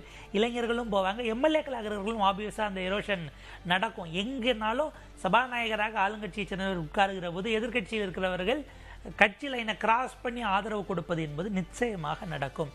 அதை அவர் என்கேஜ் பண்றாரா, அந்த பார்ட்டி என்னவா டெசிஷன் இருக்கும்போது அதெல்லாம் வேற, அதெல்லாம் உள்ள போகட்டும், சட்டமன்றம் கூடட்டும், இங்க வின்னிங் சர்டிஃபிகேட்டோட போய் நின்றுட்டு அந்த ப்ராசஸ்க்குள்ள அது நடந்துட்டு போகுது. ஆனால் இவங்க ஆப்வியஸா போவாங்க, அவங்க கூப்பிடுறாங்களாங்கிறத தாண்டி இவங்க போவதற்கு தயாராக இருப்பார்கள்ங்கிற பார்வை இருக்கு. நீங்க அதிகாரத்தோடு அதிகாரத்தை சுவைத்தல் அப்படிங்கிற இடத்துல அதுதானே ஒரு பொலிட்டிஷியனுக்கு அதிகாரத்தை அடைய விரும்புறது அப்படிங்கிறது தானே. அந்த வகையில் ஆளுங்கட்சியாக இருக்கும்போது அதனுடைய விஷயம் வேற. நாளைக்கு அடுத்தது இது அவங்க எதிர்பார்ப்பது இவருக்கு இன்னும் இவர் இளமையா இருக்கிறார், அடுத்து ஒரு 10 to 15 years அப்படிங்கிறதுக்கு ஒரு குளோரியஸ் கரியராக இந்த கட்சி இருப்பதற்கான வாய்ப்பு இருக்கு. நான் போனேன்னா ஐ கேன் டிராவல் ஃபார்வர்டுங்கிற எண்ணமே கூட ஒரு அந்த பார்ட்டி பலருக்கும் திமுக அதிமுகல அதிகாரத்தை அனுபவித்தவர்களுக்கும் அதிகாரத்தை அனுபவிக்க வாய்ப்பு கிடைக்காதவர்கள் எல்லோரையும் தன் பக்கம் இழுக்கிற இடத்திற்கு அடுத்த கட்டமா அது பரிணமிக்குது. நான் பார்ட்டியா சொல்றேன், இல்ல சட்டமன்றத்துக்குள்ள ஃப்ளோருக்குள்ளேயும் அப்படிதான் அது நடக்கும். ஓகே, தாவேகா முன்னிலையில் இருக்காங்க பல தொகுதிகள்ல, அது 15,000 20,000 பேசிட்டு இருந்தோம். திமுக பல தொகுதிகள்ல முன்னிலையில இருக்காங்க. அதுல 1000 வாக்குகளுக்கும் கீழே 10 தொகுதிகள்லையும் 5000 வாக்குகளுக்கு கீழே 23 தொகுதிகள்லையும் முன்னிலையில் இருக்காங்க. தேர்தல் ஆணையத்தில் இருக்கிற தகவல் படி இந்த 43 தொகுதிகள்ல 33 தொகுதிகள்ல மாற்றங்கள் நடக்கிறதுக்கான வாய்ப்பு இருக்கா 6-7 மணி நிலவரத்துக்குள்ள? அதுல நம்பர் குறையுமா அதிகமாகுமா அப்படின்னு கேக்குறேன். நம்பர் 2 அதிமுகவா இருந்தா அது கொஞ்சம் டிஎம்கேக்கு சேஃப் பெட்னு நான் நினைக்கிறேன். இப்போ டிஎம்கே தான் நம்பர் 2 ஃபிக்ஸ்ட்னு நினைக்கிறேன். 55-72 இருக்கு. இல்ல நான் சொல்றது அந்த 43 தொகுதிகள்ல சரி டிஎம்கே ஃபர்ஸ்ட்ல இருக்கிற இடத்துல நம்பர் 2 யார் அவங்களுக்கு அடுத்து க்ளோஸ் நம்பர் 2 இருக்கான்னு பார்க்கணும். அந்த 1000க்கு கீழே இருக்கிற தொகுதிகள் சொன்னீங்கல்ல 13, அது ஏடிஎம்கேவா இருக்கிற பட்ஜெட்ல டிஎம்கேக்கு ஒரு சான்ஸ் கூடுதல், ஒரு சேஃப் எட்ஜ் இருக்கும்னு நம்ம ப்ரெடிக்ட் பண்ணலாம். அது தாவேகவா இருக்கிற பட்சத்துல கிராஸ் பண்ணவும் வாய்ப்பு இருக்கு அப்படிங்கிற ப்ரொபோர்ஷன்ல தான் நம்ம இன்னைக்கு பார்க்க வேண்டியிருக்கு. சார் இந்த நம்பர் வச்சு நான் பார்க்கறேன். அதிமுக 2வது இடத்துல இருந்தாங்கன்னா டிஎம்கே சேஃப், டிஎம்கே சேஃப் பெட்ல இருக்காங்க. ரொம்ப ஜாஸ்தியா போகாதுன்னு பாத்துக்கலாம். சரி, தாவேகாவா இருந்தா அவங்க சான்ஸ் கிடைச்சா கிராஸ் பண்ணிடுவாங்க. இதெல்லாம் தமிழ்நாட்டு அரசியல்ல பேசியிருப்பாங்களா அப்படின்றதே பேசுவோன்னு நேற்று நைட்டு எழுப்பி கேட்டிருந்தாலும் கடந்த 3 தேர்தல்களாக தமிழ்நாடு எலெக்ஷன்ஸ் தொகுதி வாரியாக அதனுடைய ஸ்டாட்டிஸ்டிக்ஸ் இந்த முறை போட்டிட்டவங்க அவங்க பின்னணி இவங்க வரலாறு எல்லாம் தயார் பண்ணி மொத்த ஸ்டாட்ஸும் இன்றைக்கு காலையில ஓரமா உட்கார்ந்தாச்சு. யாரும் எதிர்பார்க்கறது. பட் இது ஒரு வகையில் நமக்கு இழக்க எதுவும் இல்லைங்கிற வகையில் நமக்கு இது ஜாலியா இருக்க மாதிரி தான். ஜாலி இந்த சென்ஸ் ஏதோ ஒரு வகையில ஒரு புது விஷயத்துக்கு ரீசெட் ஆயிருக்கு அப்படிங்கிற இடத்துல இருந்து நான் அதை பதிவு பண்ண விரும்புறேன். அதனால இப்ப என்னன்னா இதெல்லாம் லீட்ல தான் நம்ம பார்த்துக்கிட்டு இருக்கிறோம். எல்லாருமே கடைசி சுற்று முடிகிற வரைக்கும் அந்த பதட்டத்திலே இருக்கக்கூடியதை இந்த தேர்தல் எல்லா பாலிட்டிஷியன்ஸ்க்கும் கொடுத்திருக்கிறது. கம்பேரிட்டிவ்லி ஸ்டால்வார்ட்ஸாக இங்க நிறுவப்பட்ட கட்சிகளாக இருக்கும் திமுக அதிமுக நிறைய பதட்டத்தில் இருப்பாங்க. முக்கியமான தகவல் என்னன்னா, கோயம்புத்தூர் சவுத் செந்தில் பாலாஜி போட்டியிடக்கூடிய இடத்துல தமிழக வெற்றி கழகம் 2வது இடத்துல இருக்கு. அந்த முதலிடத்துக்கும் 2வது இடத்துக்குமான வித்தியாசம் 855 1000 வாக்குகளுக்கும் கீழே. அங்கேயும் மாற்றம் எதிர்பார்க்கலாமா? ஆப்வியஸா ஏங்க 800 வரைக்கும் வருதுன்னா அவர் ஆக்சுவலா அதுக்கு முன்னாடி 3000 என்னமோ இருந்தாரு. அங்கிட்ட 800 ஹாய் இருக்கு. 20 சுற்றுல 10 முடிஞ்சிருக்கு, 855 இருக்கு, இன்னும் ஹாஃப் இருக்கு. சோ நம்ம மக்கள் என்ன முடிவு பண்ணிருக்காங்கன்னு அவங்கள எல்லா நம்பர்ஸும் வந்தாலுமே நம்மளால புரிஞ்சுக்க முடியுமான்னு தெரியல. நீங்க மிடில் ஒரு ப்ராசஸ்க்குள்ள கேக்குறீங்க, வாய்ப்பு இருக்கு, ஏன் வந்திருக்க கூடாதுங்கிறது இருக்குல்ல. இப்ப என்டையர் பேட்டர்ன்ல அவங்க மட்டும் ஏன் இப்படி மாத்தி யோசிச்சிருந்திருக்க கூடாதுங்கிற அப்போ இந்த 107ன்றது இன்னும் அதிகமாகும். 107 அதிகமாகவும் வாய்ப்பு இருக்குன்னு தான் நான் இப்ப ப்ரெடிக்ட் பண்றேன். இந்த இழுபறியில் இருக்கக்கூடிய இடங்கள்ல அந்த டைட் கான்டெஸ்ட் எப்படி நகருங்கிறதுங்கிறத பார்த்துட்டு 107 அதிகமாகலானா ரொம்ப இது வரைக்கும் 120 வரைக்கும் போகணும்னு எதிர்பார்க்கல. மேபி இந்த பக்கம் ஒரு +or-5 to 10 அப்படிங்கிற இடத்துல வச்சுக்கலாம். ட்ரிபிள் டிஜிட்ல நின்றும் அப்படிங்கிறது தான் இப்போதைக்கு போயிட்டு இருக்கிறத ட்ரெண்ட்ஸ் வச்சு பார்க்கும்போது TVK will be in triple digits அப்படிங்கிறது ஃபிக்ஸ் பண்ணிக்கலாம்னு நினைக்கிறேன். இதுக்கப்புறம் அதுல பெரிய டிராஸ்டிக் சேஞ்ச் வராது. இவங்க 2 பேருக்குள்ள மாத்திக்கிறது தான் இஷ்யூவா இருக்கும்னு நினைக்கிறேன். நம்ம நார்மலா பேசிட்டு இருந்தோம், அதிமுக வாக்குகளை தாவேகா பிரிக்கலாம், அது திமுகவுக்கு சாதகமாக அமையலாம் அப்படின்னு. இப்போ தாவேகாவுக்கு போற வாக்குகளை அதிமுகவும் திமுகவும் பங்கு போட்டிருக்காங்க. தாவேகா சேஃபான ஒரு இடத்துல இருக்கு அப்படின்னு எடுத்துக்கலாம். மோரார்லெஸ் அப்படி ஒரு ப்ரெடிக்ஷன் கொடுத்தாலும் ஆக்சுவலா அவங்க 2 பேருக்குள்ள மட்டும் இழுபறி இருக்கிற இடம் பார்த்தா அங்க தாவேகா ஏதோ ஒரு ஃபேக்டர்னால ஒர்க் பண்ணாம போனதுனால அப்படின்னு பார்க்க வேண்டியிருக்கு. அப்ப தாவேகா ஒன்ஸ் அடிச்சதுன்னா ஷியர் ஷார்ட்டா கிளியர் பண்ணிட்டு வருது, இல்லைன்னா லேகிங் பிஹைண்ட்ல இருக்கு. அது என்ன ஃபேக்டர்ஸ், அது என்ன கான்ஸ்டுவன்சிஸ், அங்க என்னென்ன லோக்கல் ஃபேக்டர்ஸ் பிளே பண்ணுச்சு, இதுல இந்த என்டையர் சுனாமில மற்ற 3 ஃபேக்ஷன்ஸ் இருக்கிறாங்கல்ல, நாம் தமிழரோ அல்லது சசிகலா ராமதாஸோ இல்லை வேல்முருகனோ கிருஷ்ணசாமியோ, இவங்க ஃபேக்டர்ஸ் எதுவுமே நமக்கு விசிபிளா தெரியாம போயிருச்சு.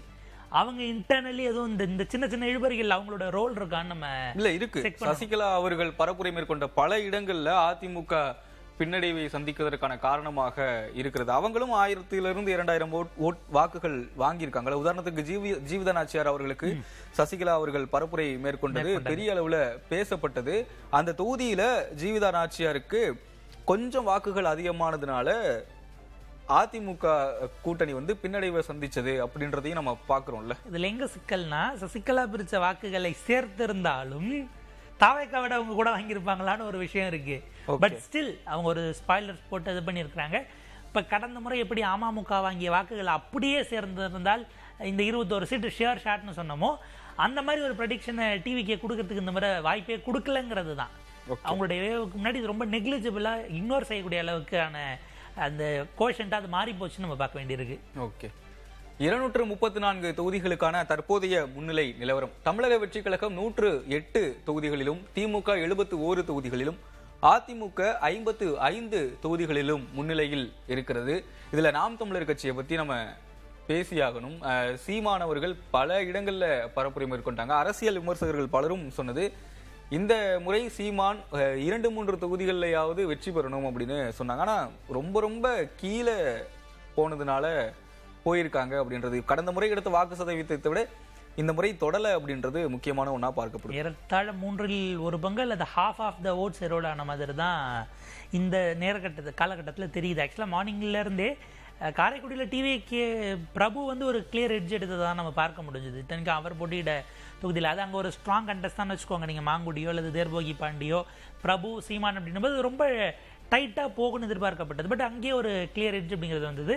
சீமான் அவர்கள் என்னன்னா அவருடைய பாலிடிக்ஸில் ஒரு ஒரு அயற்சி, ஒரு சலிப்பை நோக்கி நகர்ந்துட்டாங்களோ என்கிற ஒரு கேள்வி ஒன்று. இரண்டாவது, சீமான் அவர்கள் தொடர்ந்து திரும்ப வாய்ப்பு கொடுத்தும் அவரால் திமுக அதிமுகவுக்கு ஒரு பாடத்தை கற்பிக்க முடியல. மக்கள் எதிர்பார்க்குற அளவுக்கு ஒரு டென்ஷனை, ஒரு ஸ்ட்ரெஸ்ஸை ஒரு ஃபேக்டராக சீமானால் உருவாக முடியலங்கிறதுனால அது சீமானுடைய ஆர்டிகுலேஷனுக்கோ அவருடைய அரசியல் தத்துவங்கள் பிடித்து வந்ததை விடவும் திமுக அதிமுக வேண்டான்னு போட்ட ஒரு சங்கா இருந்தவங்க வெளியேறிட்டாங்களோன்னு பார்க்க வேண்டியிருக்கு. இப்போ மீதம் இருக்கக்கூடியது இன்னைக்கு சீமான் கையில் என்ன இருக்கோ அதுதான் மிக பெரும்பாலும் அவர் பேசிய தமிழ் தேசியம். அவர் கன்வின்ஸ் பண்ணது, அவர் ஒரு தனி மனிதராக அவருடைய உழைப்பு, அவருடைய அந்த பேச்சு திறன்லேருந்து, அவருடைய ஆர்டிகுலேஷன்லேருந்து இந்த விஷயங்களுக்காக சீமானுக்காகவும் அவர் பேசிய தமிழ் தேசியத்துக்காகவும் கிடைத்த வாக்குகளாக இன்னைக்கு என்ன பேலன்ஸ் இருக்கோ இதுதான் அவருடைய கோர் ஓட் பேங்காக இருக்குமோ அப்படிங்கிற பார்வை இருக்கு. யாரோ ஒருத்தர் தோக்கணும்னு இந்த சீமானுக்கு வந்த வாக்குகள் இவரை விட விஜய் தோக்கடிச்சிருவார் போலன்னு அங்கே போயிட்டாங்க. யூகிக்க முடியுதா கிராம பகுதிகள் அதிகமாக கொண்ட தொகுதிகள் எப்படி பெர்ஃபார்ம் பண்ணிருக்கு, செமி அர்பன் பகுதிகள் எப்படி பெர்ஃபார்ம் பண்ணிருக்கு, அர்பன் பகுதிகள் எப்படி பெர்ஃபார்ம் பண்ணிருக்கு அப்படின்னு? இல்லை, நமக்கு இன்னும் தெளிவான விஷயங்கள் வர வேண்டி இருக்கிறது. இது அந்த எல்லா டிவிஷன்ஸையும் காலி பண்ணியிருக்குன்னு தான் நான் பார்க்குறேன். உதாரணத்துக்கு முசிறியில் தாவேக்கா ஒரு பெரிய லீடு எடுத்திருந்தது இனிஷியல் ரவுண்ட்ஸ்லேயே.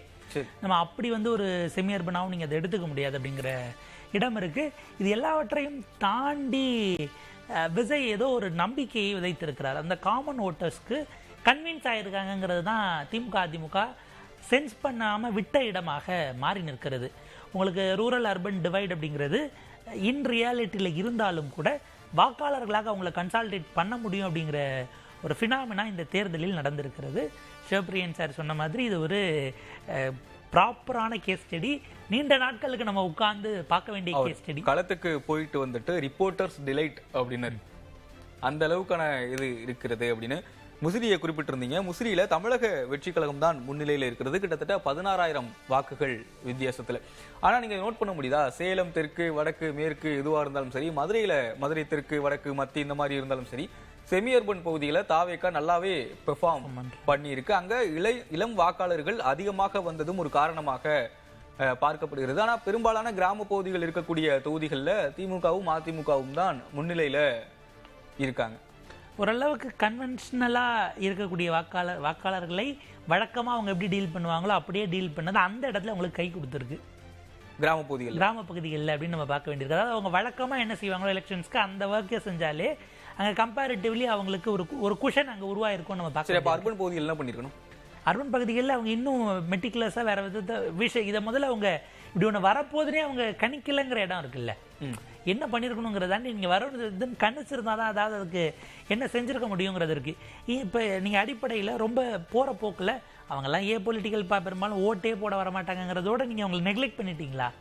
நீங்கள் அவங்களோட ஒரு உரையாடல் நிகழ்த்துவதற்கே நோ யுவர் ஓட்டர்ஸ்ங்கிற ஒரு விஷயம் இருக்குல்ல, நம்ம இப்போ பேங்க்லலாம் கேஒய்சி மாதிரி நோ யுவர் கஸ்டமர் மாதிரி நோ யுவர் ஓட்டர்ஸ்ங்கிறது ரொம்ப முக்கியமானது. நீங்கள் அவங்களை கண்டுபிடிச்சி அவங்களோட கான்வர்சேஷனை ரெகுலராக பில்டு பண்ணணும், அவங்களுடைய குவரிஸ் என்னவா இருக்குங்கிறது தெரிஞ்சுக்கணும். ஏன்னா நாளைக்கு நீங்கள் பாலிசியாக நான் இதை ஃபார்முலேட் பண்ணுவேன்னு சொன்னால் தான் எலெக்ஷன் சமயத்தில் அவனுடைய நம்பிக்கையை நீங்கள் வென்றெடுக்க முடியும். நீங்கள் அர்பன் பகுதிகளில் இல்லை மற்ற இடங்கள்லையும் உங்களுடைய வாக்காளர்களை தெரிந்து வைத்திருக்கிறீர்களாங்கிற ஒரு கேள்வி இருக்குது. கிராமப்புறங்களில் அதை கம்பேரிட்டிவ்லி இந்த இரண்டு கட்சிகளுக்கும் அவங்க அங்கேயே ஒரு ஆளாக புழங்கிக்கிட்டு இருப்பாங்க. இல்லை தாவேக்காவுக்கே அவங்க வாக்காளர்கள் யாருன்னு தெரியாதுல்ல, திமுக அதிமுக செஞ்சிருக்க வேண்டியது அப்படிங்கிற தாவேக்கா இப்படி வரும், தாவேக்காக்கு யார் வாக்கு போடுவான்னு தாவேக்காக்கும் தெரியாது, அங்கே இருந்தவங்க மற்ற எந்த கட்சியினருக்கும் தெரியாது. இப்போ எஸ்ஐஆரில் என்ன சொன்னாங்க, திமுக அவங்களுக்கு வர வேண்டிய டேமேஜ் எல்லாம் பார்த்து நீக்கிறதுக்கு வாய்ப்பு இருந்தவங்கெல்லாம் திரும்ப சேர்த்துட்டாங்க, அவங்க வாக்காளர்களை காப்பாற்றிட்டாங்கன்னாங்க. ஆனால் அவங்களுக்கு தான் ஓட்டு போட்டாங்க, கண்டுபிடிக்கிறதுக்கு நம்மகிட்ட எந்த ஒரு சிஸ்டமும் கிடையாதுங்கிற ஒரு விஷயம் இருக்குது.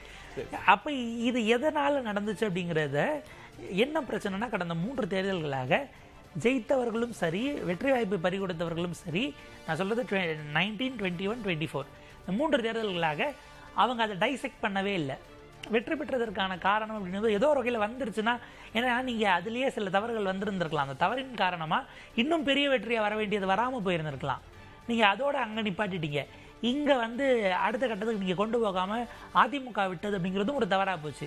அவங்களுடைய 2024 அவங்க 3வது போன தொகுதிகளெல்லாம் ஒரு பொறுப்பாளர்களை போட்டு என்ன ஏதுன்னு பார்க்கறதுக்கு ஒரு கட்சி கட்டமைப்பு மேம்படுத்துவதற்கு ஏதாவது செஞ்சாங்களான்னு ஒரு கேள்வி இருக்குல்ல.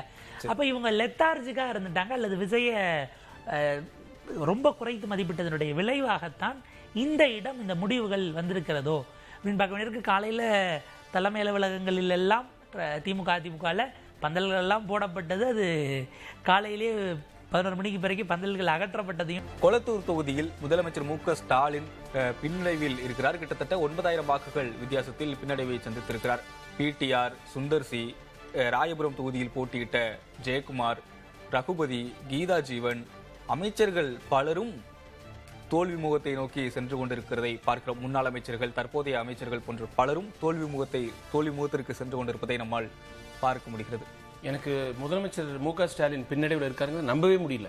திரும்ப பார்க்க வேண்டியிருக்கு. உண்மைதானா? 70,000 வாக்குகள் வித்தியாசத்துல வெற்றி பெற்றவர் புரியவே இல்லை. அதுவும் விஎஸ் பாபு திமுக இருந்தவர், சமீபத்தில் ஏடிஎம்கேலேருந்து தாவேக்கு வந்தவர். அவர் முதலமைச்சர் மாதிரி மிமிக் பண்ணி காமிச்சார் பனையூர் ஆஃபீஸில். அதெல்லாம் பார்த்தா ஜோக் மாதிரி இருந்தது. என்னையா பண்ணுறாரு இவர் அப்படின்ட்டு.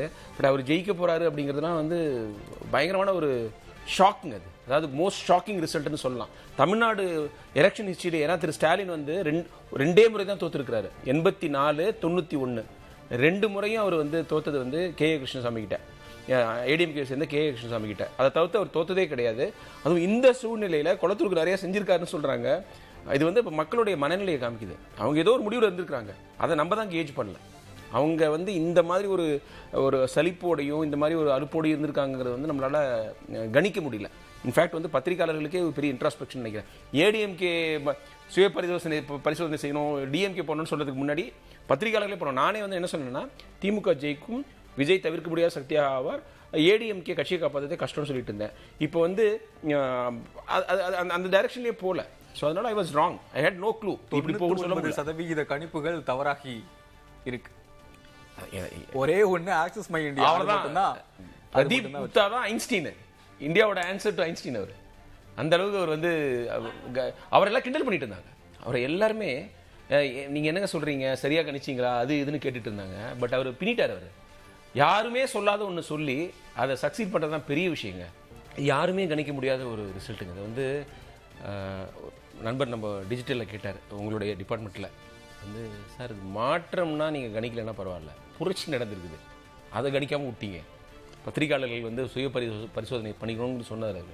என்ன ஸ்ட்ரைக் ஆயிடுச்சு. நம்மளால கணிக்க முடியல. நம்ம களத்துக்கு வந்து தேர்தல் நெருக்கத்துல போவாங்க பத்திரிகையாளர்கள், கணிக்க முடியல. கட்சிக்காரங்க களத்திலே தானே இருக்காங்க, அவங்களாலையும் கணிக்க முடியலையா? போலிங் முடிஞ்சதுக்கு அப்புறம் திமுக கணிச்சிட்டாங்க.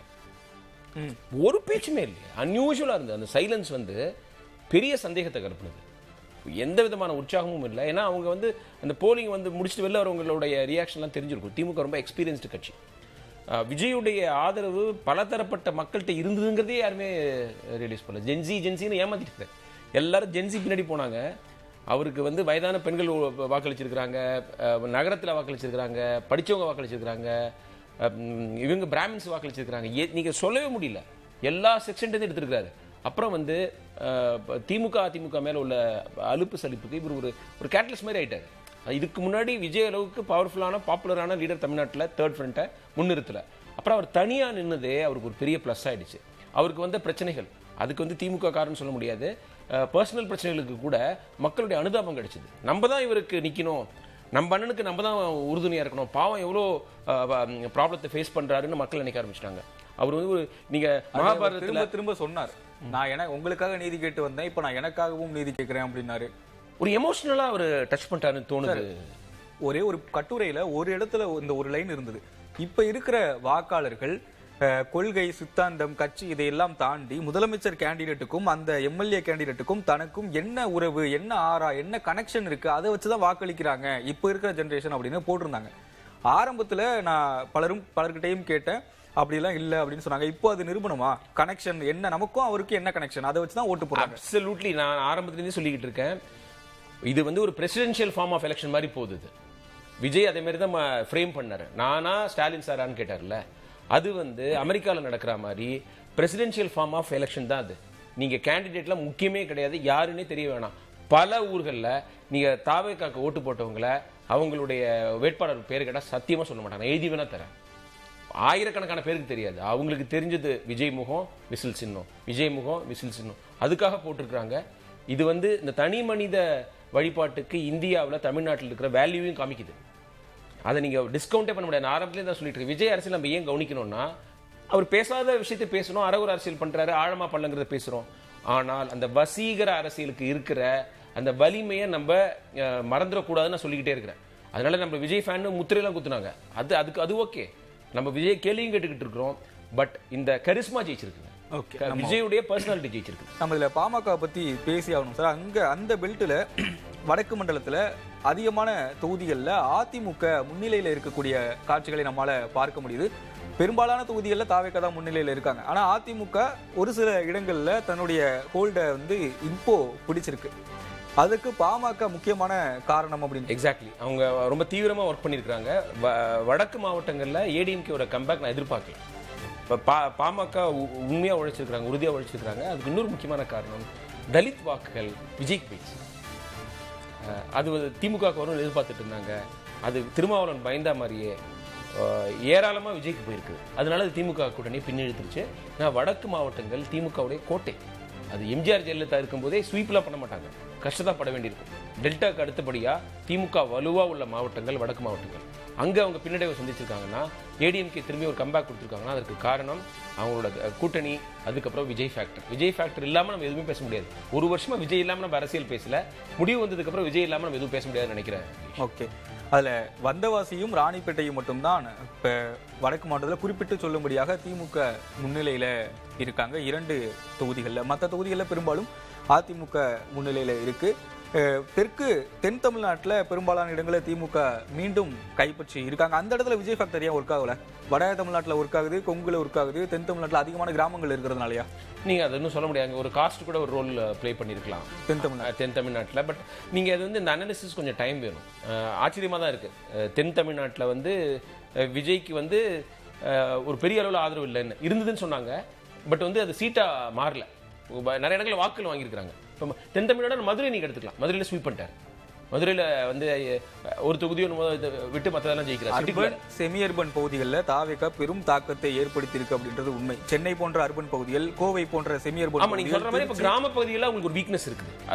அது எல்லா ஊர்லயும் சொல்ல முடியல. தென் மாவட்டங்களில் குறிப்பா இருக்கிற மாதிரி தோணுது. அறந்தாங்கி தொகுதின்றது எம்ஜிஆர் பரப்புரை மேற்கொள்ளாம திருநாவுக்கரசர் அதிமுக சார்பாக ஜெயிச்ச ஒரு தொகுதி. அந்த தொகுதியில அவரது மகன் தோற்று இருக்கிறார்.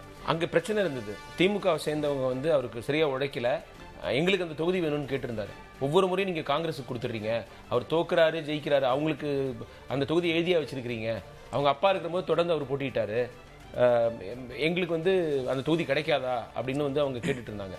இன்னொன்னு, அதிமுக தாவேகா சார்பில் அந்த தொகுதியில போட்டியிட்டது முகமது பர்வேஸ், அந்த விஜய் கூடவே அவர் பரவலாக தெரிஞ்ச முகம். அதுவும் முக்கியமான காரணியாக முஸ்லிம்களுடைய வாக்குகளும் நிறைய இருக்குது.